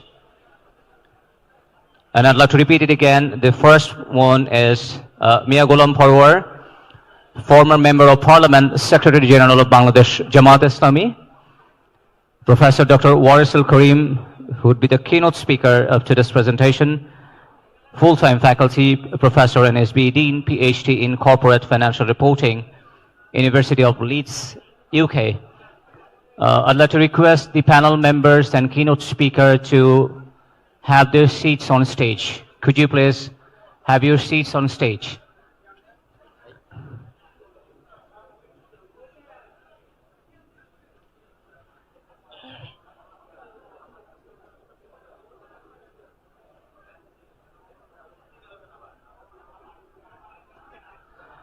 Professor Dr. H.M. Mosharraf Hussain, Professor and Chairman, Department of Finance, University of Dhaka. Dr. Shibbir Ahmed, Assistant Professor of Economics at North-South University, who earned his PhD in Applied Economics from Michigan State University, and previously served as a postdoctoral fellow at the University of Virginia. Please, ladies and gentlemen, a big round of applause for the panel members and keynote speaker. Thank you. Thank you. Now, I'd like to invite Honorable Keynote Speaker, Professor Dr. Warisul Karim, to deliver his keynote address. I'd like to request the audience again for having a round of applause for Dr. Warisul Karim.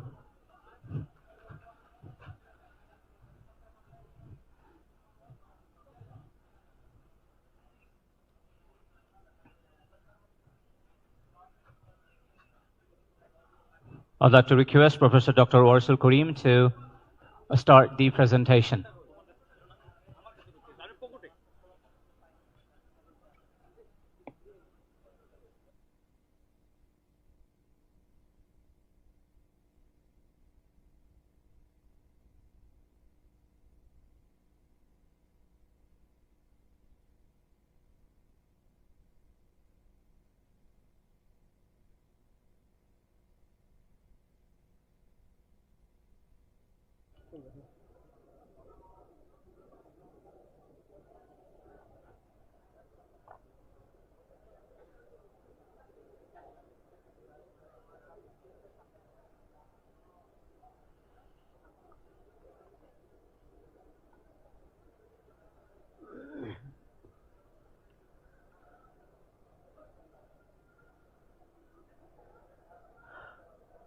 Hello everyone. Good afternoon. Can you hear me? Thank you. Sorry for interruption. I'd like to request the audience who sit behind and stand behind, could you please have your seats and keep silent? It would be easy for us to continue the presentation and get your attention. And the audience, you are requested to take notes while giving presentation. We'd be happy because after presentation, we are going to give you floor to ask the questions directly to the presenter and panelist. So we'd be happy if you have your seats and little bit maintain the silence of the hall room. Thank you. I'd like to request the Dr. Warsul Karim to start the presentation. All right, assalamu alaikum everyone. A very good afternoon. My name is Warsul Karim. I'm currently working at North-South University and in charge of the Dean of the School of Business and Economics. I started my career at Dhaka University as a student of finance and then as a teacher of finance. I still consider myself a student of finance and economics. I taught at different places in the world, but over the last three and a half decades, I tried to find out how best to help this country that we all love, the country that is so full of potentials, the country that has an enormous level of talent, but we do not have the right kind of, or did not have the right kind of governance, the right kind of policies. So my assignment today is to go over the economic policy, the fiscal policy, mostly tax and banking, central banks, bank independence, revenue, healthcare. So overall, the economic policy envisioned by Jamaat-e-Islami, Bangladesh Jamaat-e-Islami, and the alliance that they have formed. So I'd like to start with a newspaper this morning, just a few hours ago. It was so timely.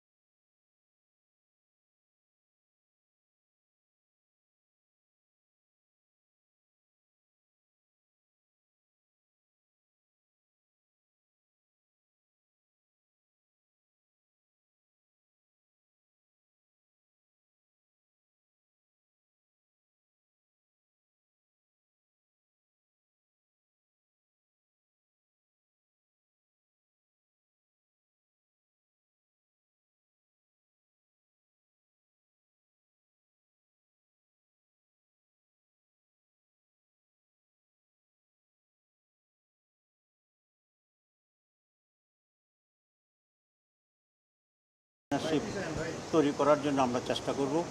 আমরা এখানে productive technical base এগ্রিকালচারের উপরে আমরা জোর দেব, যাতে করে ফুডে আমরা স্বয়ংসম্পূর্ণ হয়ে আমরা একটা এক্সপোর্ট করার মতো পজিশন আমরা যেতে পারি। এরপরে বাংলাদেশে এখন যে নিরাপত্তার সমস্যা, আমরা এমন একটি দেশ করব যেখানে পুরুষ তো বটে, একজন মহিলা নির্বিঘ্নে রাত 2টায় তার পথ চলতে পারে। তো এই সব কিছু মিলিয়ে আমরা মনে করি 56 বছরে বাংলাদেশের যে ডেডলক ছিল, এটা উত্তরণ ঘটিয়ে আমাদের 5 আগস্টের যে বিপ্লব সাধিত হচ্ছে, সেটার আকাঙ্ক্ষা এসপিরেশনকে আমরা ধারণ করে আমরা একটা নিউ বাংলাদেশ গড়ে তুলব ইনশাল্লাহ, যেখানে আমাদের সার্বভৌমত্বর ব্যাপারে, স্বাধীনতার ব্যাপারে আমরা দৃঢ় থাকব এবং সকল দেশের সাথে with equal respect and privilege আমরা সুসম্পর্ক বজায় রাখার জন্য আমরা চেষ্টা করব।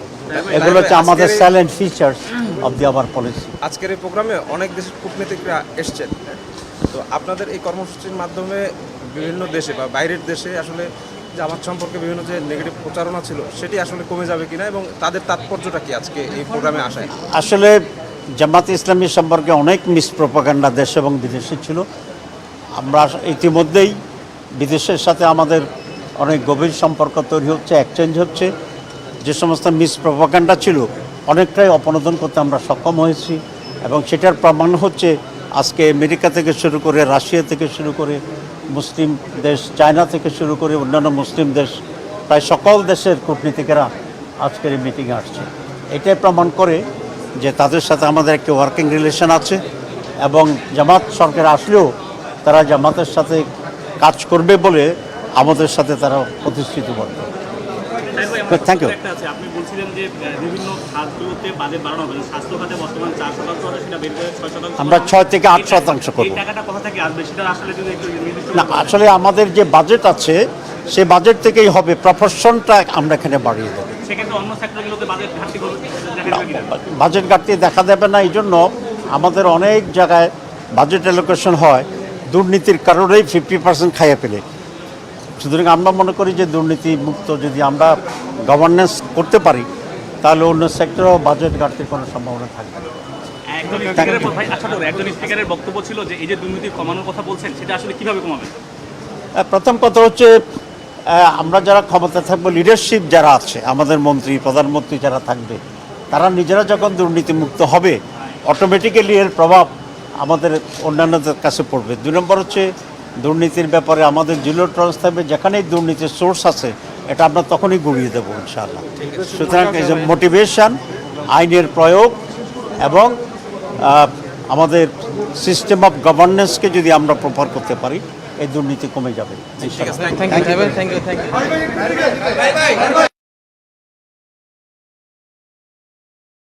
Our borrowing cost is only less than 1%. But the situation in Bangladesh is completely opposite. Here you have seen Bangladesh Bank had issued bonds at interest rates as high as 12.9%. So for us, borrowing $1 is equivalent to the US borrowing $12. This is a very important point. We can't afford to be on the path that we are on. Borrowing at 12%, and then within 6 years, your debt level is going to double. Within 6 years, and within 12 years, it's going to quadruple. So I think debt servicing cost is one of the more important issues that we need to be looking at. And also, debt servicing cost to tax, debt servicing cost to our GDP is very high. So debt as a whole, although low compared to many other countries, compared to GDP, I hope I could make it clear, debt is about 40% of GDP, but debt servicing cost is about 23% of our annual revenue. So if we move to our next problem, which is, we call it banking collapse. You have seen about 10 banks have been described, have been identified as seriously in trouble. 5 had to be merged into one, Somoy Islami Bank. And of those 5, there was one bank whose asset quality review, the AQR showed 98% of their loans and advances was toxic. So if you cannot collect 98%, and most of them had 40%, 60%, 70 up to 98%. So the total non-performing loan, when the last government took power, was only 22,000 crore taka, 22,000 koti taka থেকে এখন এটা 6,44,000 koti taka. So it has, you need to find a new, much wider scale of calculator to find it out. In other words, from less than about 1/5 of a trillion, just remember, 1/5 of a trillion, it has become 6.45 trillion in a span of 15 years. And the more ironical, the more frustrating issue was that the country, the policymakers, the donors, the international partners have not been allowed to see the real picture because we didn't apply International Accounting Standards 9, we didn't apply the global, the International Financial Reporting Standards, IFRS, to calculate and show our real NPL, the real non-performing loan. So there was a camouflaging. It was camouflaged, people were kept in dark. So these are 2 of the biggest problems that we are now standing. So the policy that we are going to propose is on the back of these issues. And then other seriously, maybe less serious, but other more important issues, we spent on capacity charge on so-called, that in our electricity sector, we spend a lot of money on capacity charge. Means even though the factory, the suppliers, their machines are not functioning, even if they don't do anything, we still pay for their capacity, and about 2.65 trillion taka was spent over the last 15 years. So this led to what we call massive unemployment. And just one statistic, I just picked one statistic from yesterday's, day before yesterday's newspaper. You have seen on Pratham Alo, they said that Bangladesh was employing some primary school headmasters, and for about 1,200 positions, total 7 lakh, more than 7 lakh people, educated people have applied. So for one position, remember, for one position, about double the size of this room. If we fill this room, it would be about 350 people or 300. So for each position, the total number of applicants was 627.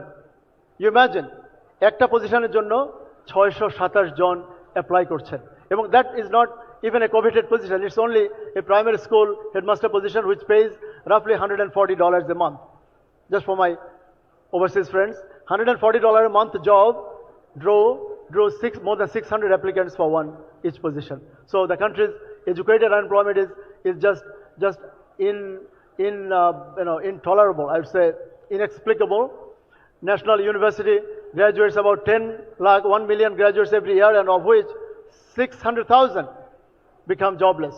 So recently one of the vice chancellors, the National University VC, said that I'm proud to be the VC of the largest university of the world, but I'm also the VC of the largest unemployed producing factory in the world.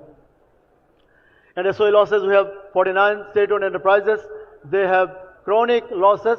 This is again another vexing, pressing issue. SOE losses in just last fiscal year was more than 28,000 crore taka.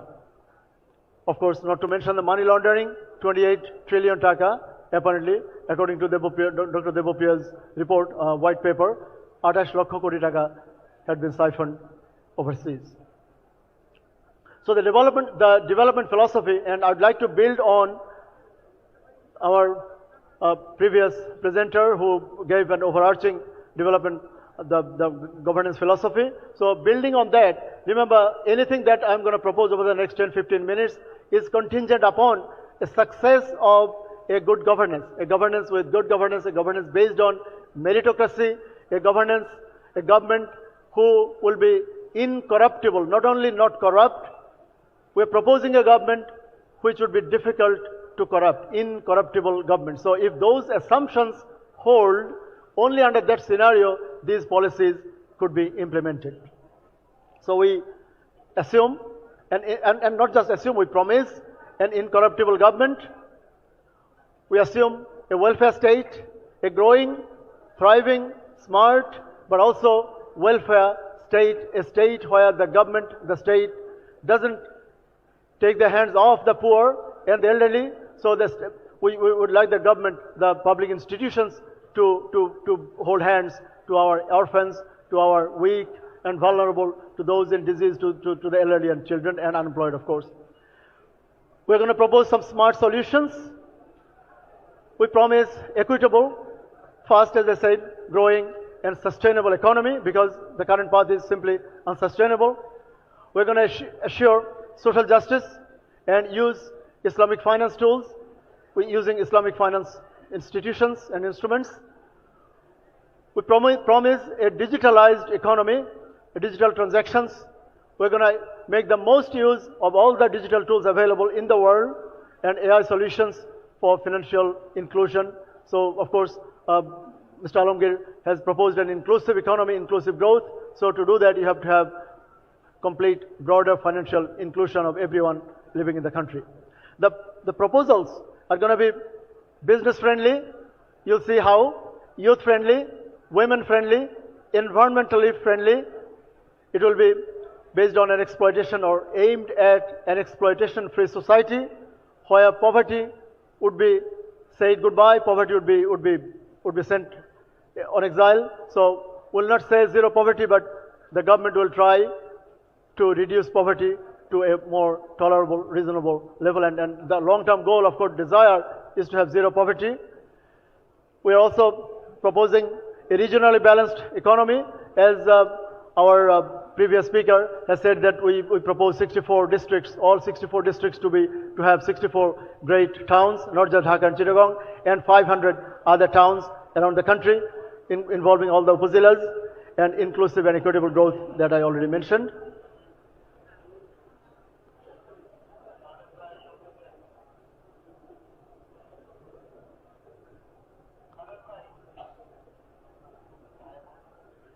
So to do that, some of the very ambitious proposals, we are proposing a highest tax rate. And to any tax professional, we have Sir here, former chairman of NBR, Dr. Nasiruddin. The highest income tax in this country is going to be 19%. No Bangladeshi citizen, no one will pay more than 19% of their taxable income. This is something we'll achieve gradually. We'll not just have it in the first year. It will take some 2 years to bring it down from current 30. Right now, the highest individual tax rate is 30%. The highest corporate tax rate is exorbitantly high. 45% in some cases, 40% for some of the successful telecom companies, and 35% for others. So the corporate income tax rate is also going to be 19%. This is extremely ambitious, so I'd like you to hold your breath to see how we are going to achieve that. So both individual and corporate tax rate will be capped at 19%, one of the lowest in the world, except for Kuwait, Qatar, and some of the tax havens. So the countries where people pay taxes, I don't think you're going to find any country where you'll find more than 19% of taxes. Then VAT rate will be capped at 10%. Currently it is 15%, but there are other lower rates. So we'll not touch the lower ones. The top rate is going to be 10%. Gradual reduction will take place from the current 15 to 10. We're going to propose a smart social security card. So this is also another hallmark of this proposal. It may look just like one line. So what we're going to propose is, right now, we have NID cards, and we also have TIN numbers, tax identification numbers. So we propose that the current NID card will be converted into a TIN, into a tax identification number or TIN card, and together merging all the entitlements, all your healthcare, social security, safety net entitlements, every citizen will have one card. And that one card will be called whatever smart card or citizen's card, but it will be a smart social security card. I'd like you to refer to other developed countries, like in the US, we have a social security card, social security number, and there is no other NBR number. In New Zealand, we have an IRD number. In Sweden, I used to work there as a visiting professor. We used to see a number called person number. So these two numbers, and NBR is struggling to have people have a TIN, although in the recent years it has gone up, but still has not gone up to the desired level. So we're going to we'll abandon the current TIN, and NID card, your NID card will become your TIN card, and it will merge all other features, your healthcare features. More importantly, all your health data will also be recorded there, and your entitlements, like we have got some proposals for elderly, for children, for lactating mothers, for pregnant women, for students, for women. So everything will be embedded in that one card, and it will be probably different colors. Elderly people will have one color, people under 5 will have one color, pregnant women will have one color, students will have one color. So, but it will be one card, a single card, and it will overnight. I'd like our Nasir sir to take note that overnight we'll have millions of TIN numbers. Everybody will have a TIN number, and everybody over the age of 18, everybody with an income or no income will submit a tax return. And not to mention, the lowest taxable amount is now 375,000 taka. We propose it to be 600,000 takas, 6 lakh taka.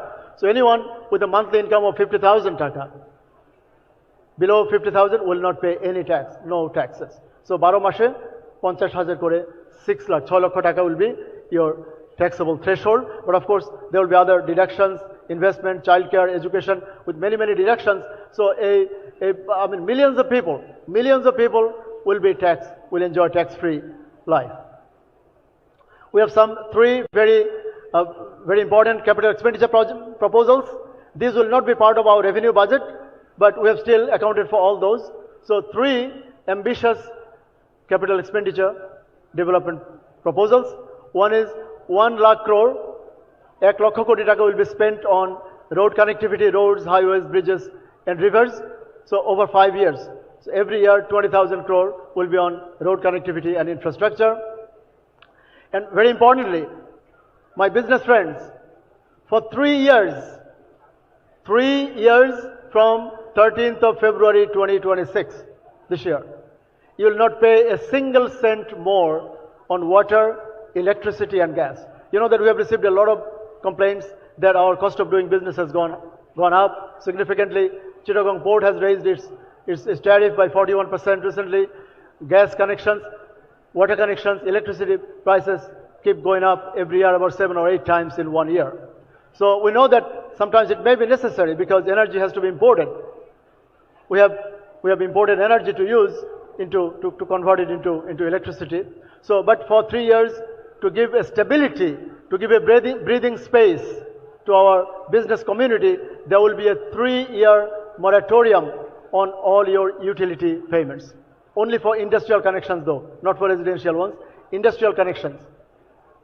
So যাদের কলকারখানা factory, তারা এটা পাবেন.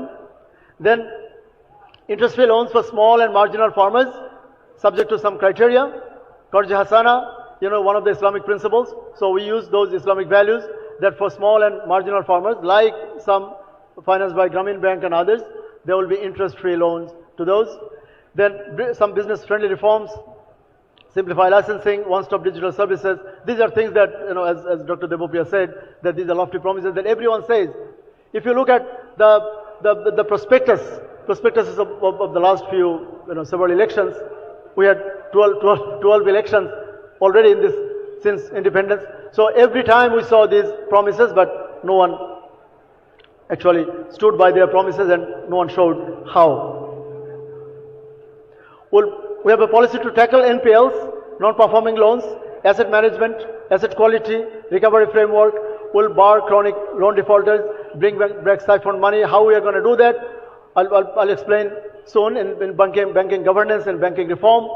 We will make all these commercial bank boards and insurance company boards and NBFI, our NBFI sector is completely destroyed. Non-bank financial institutions, none of them almost exist.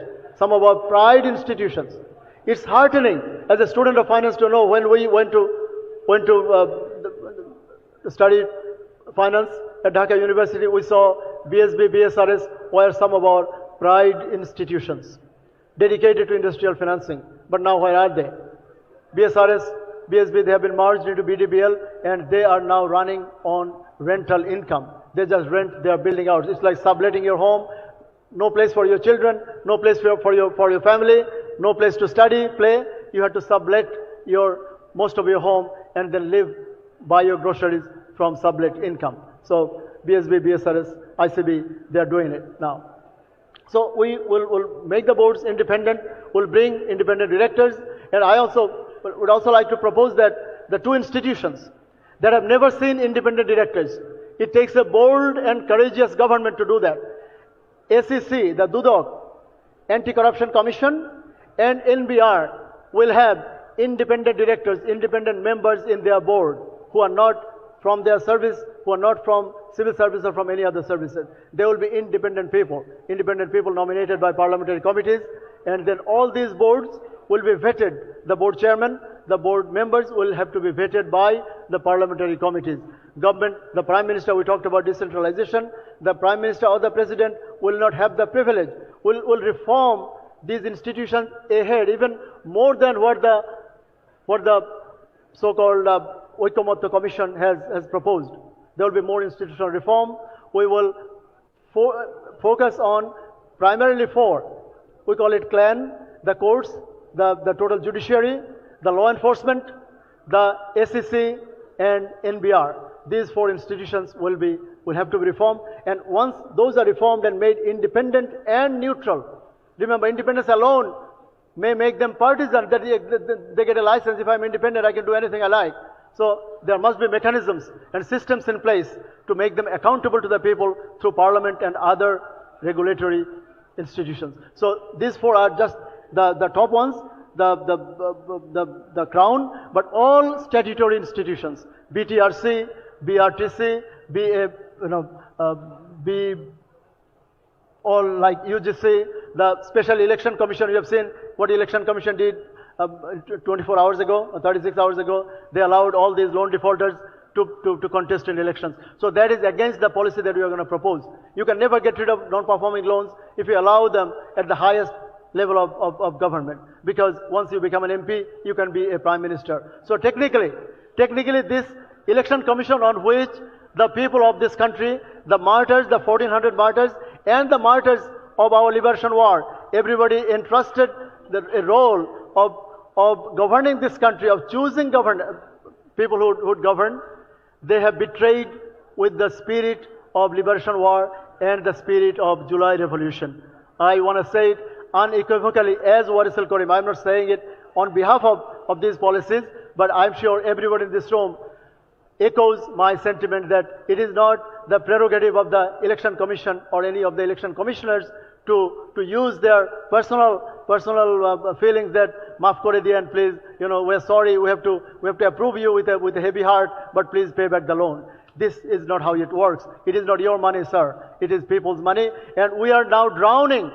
We are drowning with more than 6 lakh crore taka of non-performing loan, and you have the guts to sit at that office in Sherbangla Nagar with our money.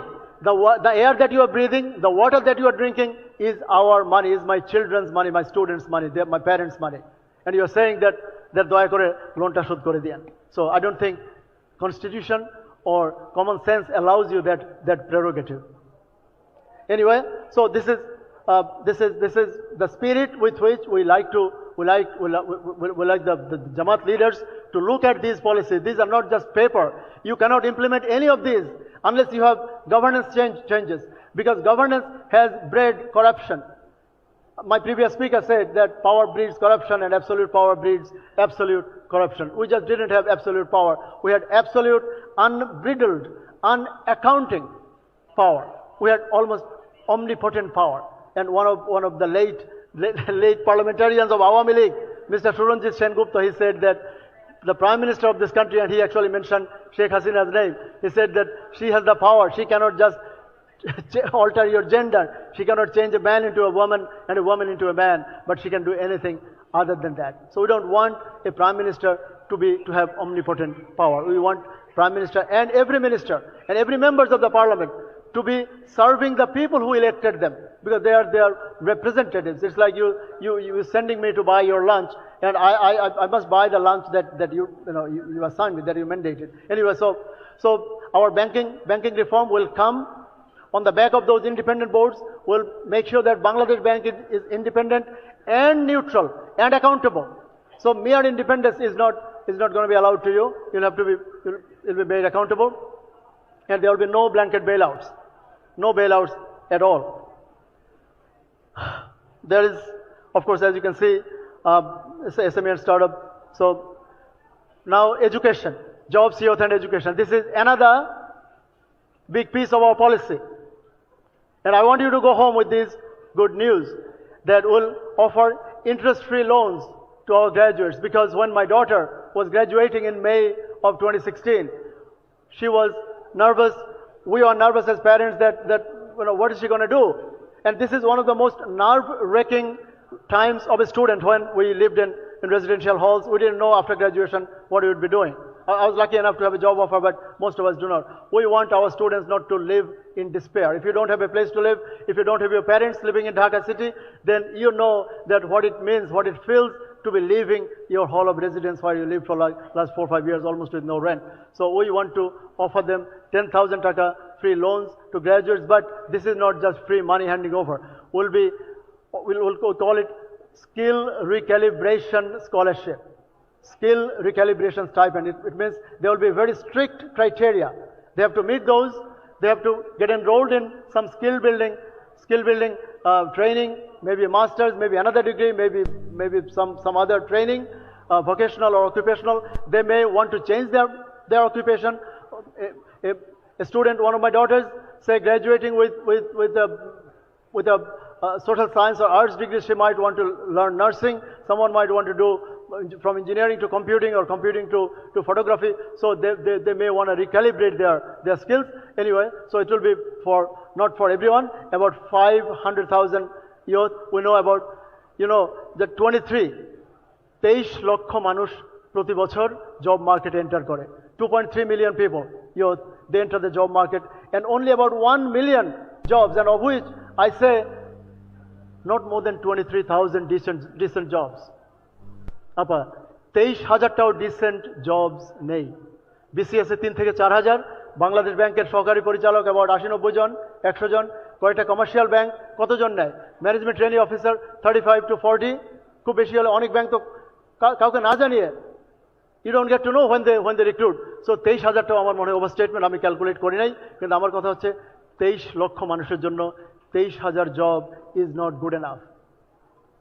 Food প্যান্ডার, খাবার delivery, buying house, আটা ময়দা সুজি এগুলো deliver করার জন্য আমরা ইউনিভার্সিটিতে graduate করি না। 23 লক্ষ মানে যুবক যুবতীর জন্য there is no hope. So we are living a futureless society, a futureless future for them. We don't want that to happen. So আমরা তাদেরকে বলতে চাই যে if you qualify, if you meet those criteria, there is a scholarship for you for 2 years. We'll give you some sustenance support. But this will be loan. This will not be free money. Then merit-based student loans. That's the first one is after graduation. Then the second one is while you are still at the university.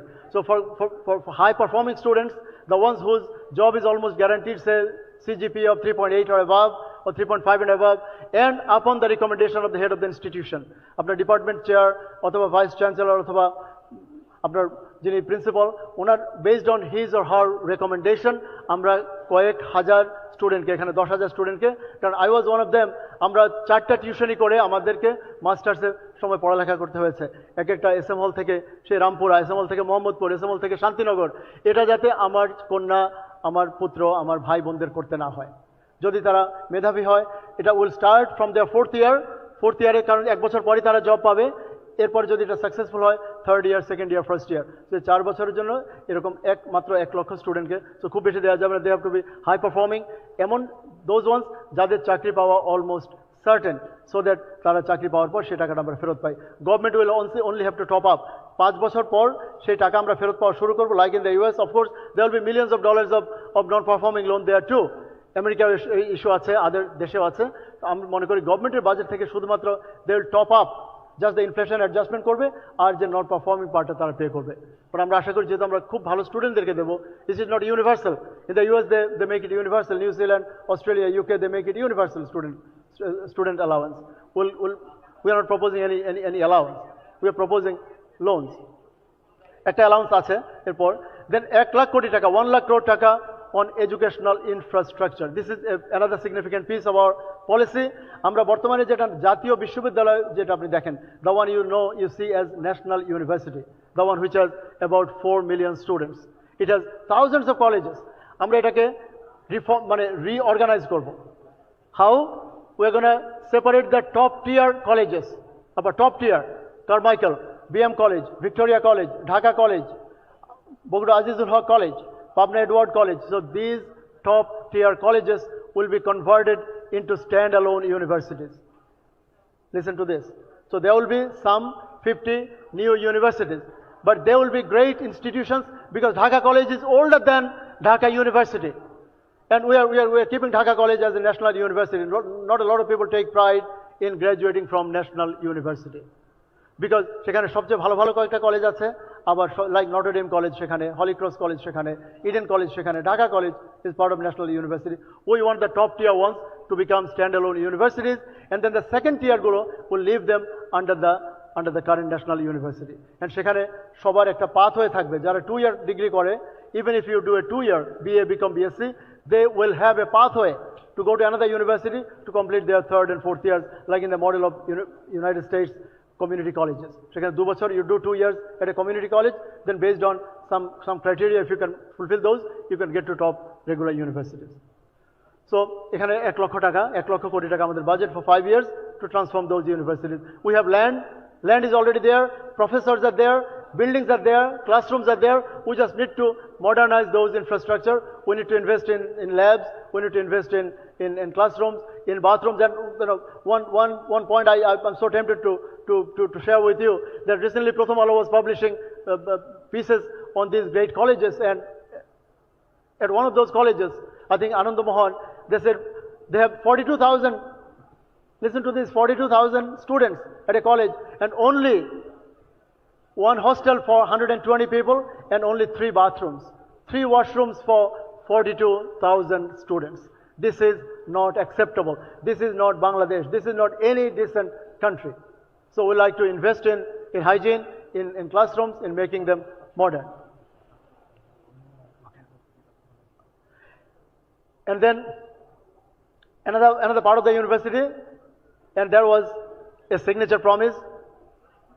Jamaat-e-Islami is excited about it. Our sisters and daughters will be excited. We are going to create world's largest women university, combining Eden College, Badrunessa College, and Home Economics College. These 3 colleges are in one location, at a very prime location, so we don't need a single square inch of land. Again, গত কয়েক বছর ধরে গভর্নমেন্টগুলো they established more than 54 universities with some কতগুলো চরাঞ্চলে, যেমন নোয়াখালীর যেখানে college হয়েছে এখানে কিছুই ছিল না। এরকম আমরা নো ম্যানস ল্যান্ডে ইউনিভার্সিটি করতে চাই না, যেখানে already we have land, very expensive land Dhaka শহরের মধ্যে, ইডেন কলেজ, বদরুন্নেসা এবং home economics college, we are gonna combine those and make the world's largest women university. We'll invest money on, so part of our 1 lakh crore taka will go there. Then we promise to triple our remittance from, because the previous speaker said that we now send unskilled laborers, our laborers at Abu Dhabi airport, Dubai airport, you see them cleaning bathrooms. We want skilled laborers. We want to send skilled laborers. So there will be, you go to a police station, you are going to see skilled policemen. You have firefighters, you are going to have educated, good character, skilled firefighters. So everyone working, every citizen will be a skilled, educated Bangladeshi as we aspire. So that's what we call intellectual remittance, means educated, remittance from educated workforce. We'll have women-friendly workforce because, have we said this? Women, education for women from class 1 to highest level at public institutions will be free. No girl, no woman will pay a single taka of tuition fee at public institutions in Bangladesh. I don't think we need to explain things that are more or less self-explanatory. Then healthcare, another big piece. I'm so proud to be able to present these things for my country. I'm a professor. I'm taking a huge personal risk, you could say, to come and join on the podium of a political party. But I thought that these are the policies that our country deserves. So what do we propose? We proposed every 60-year older and above, everyone at the age of 60 and above will enjoy free health care. For everyone. The moment you are 60, like in the US, at 65, so 60 and above will have free health care, and every child under 5 years of age will have free health care. I wish Devopriya was here, and I still hope he is. So we are going to show how we make money for that. So the desire, Jamal's desire is to have universal health care. পৃথিবীর অনেক দেশে, সবচেয়ে সভ্য দেশগুলোতে universal health care আছে। আমাদের দেশেও technically Dhaka medical কলেজে আপনি 10 টাকা দিয়ে একটা টিকিট করে আপনি চিকিৎসা পেতে পারেন, কিন্তু what the condition of our hospital. তো আমরা 60 and above প্রত্যেককে ওই যে স্মার্ট কার্ড থাকবে, সেখানে ওনার কার্ডের আলাদা কালার হবে, he or she, they will be entitled to free health care, and any child under the age of 5, জন্ম থেকে 5 বছর পর্যন্ত free health care. And for women, Dilarapa asked about women, that why haven't we Jamaat nominated any woman? But see this, for the country that you liberated with millions of people's sacrifices, supreme sacrifices. We propose that for every mother, as soon as they figure out that they are pregnant, for all pregnant women during pregnancy and during lactating periods, a total 1,000 days, their primary health care will be free. Primary health care for all women carrying a baby up to 2 years during lactating period and during their pregnancy, they will enjoy free health care. We're going to propose 64, not that propose, we are committed to building these 64 state-of-the-art hospitals in 64 districts. In some cases, there are hospitals already. If there is one, we'll modernize it. We don't need to acquire more land, because land grab, we are a country of land scarcity. We don't have a lot of land. So the hospitals that are already there, they will be modernized into modern state-of-the-art hospitals. You will not see dysfunctional health system. You will not see dysfunctional equipment. So we have budget for that, 1 lakh crore taka. So about 64 hospitals. It's an estimated budget for 5 years. So this is part of ADP. You know, Bangladesh has, even this year, Bangladesh total ADP is 2 lakh koti taka. Kintu you don't feel it, because there was 40-50% corrupt hoye jay. So we can do that. We can only do that, as I already mentioned, that none of this is possible unless we can eradicate corruption. So you'll have to get rid of corruption. You'll have to get rid of fascism. You know, Alamgir Bhai has said that a free and fair election, but with the current election commission, I'm not sure whether you can have that. But we have seen in this country many election commissions to betray with the faith of the people. We don't want the current one to do the same. But if we could achieve that, then we would be able to deliver on those promises. You can see, we talked about independent bodies, meritocracy. Of course, every appointment will be based on merit, and top level appointments will have parliamentary vetting. And I already mentioned about SCC, NBR, judiciary, PSC, and their independence.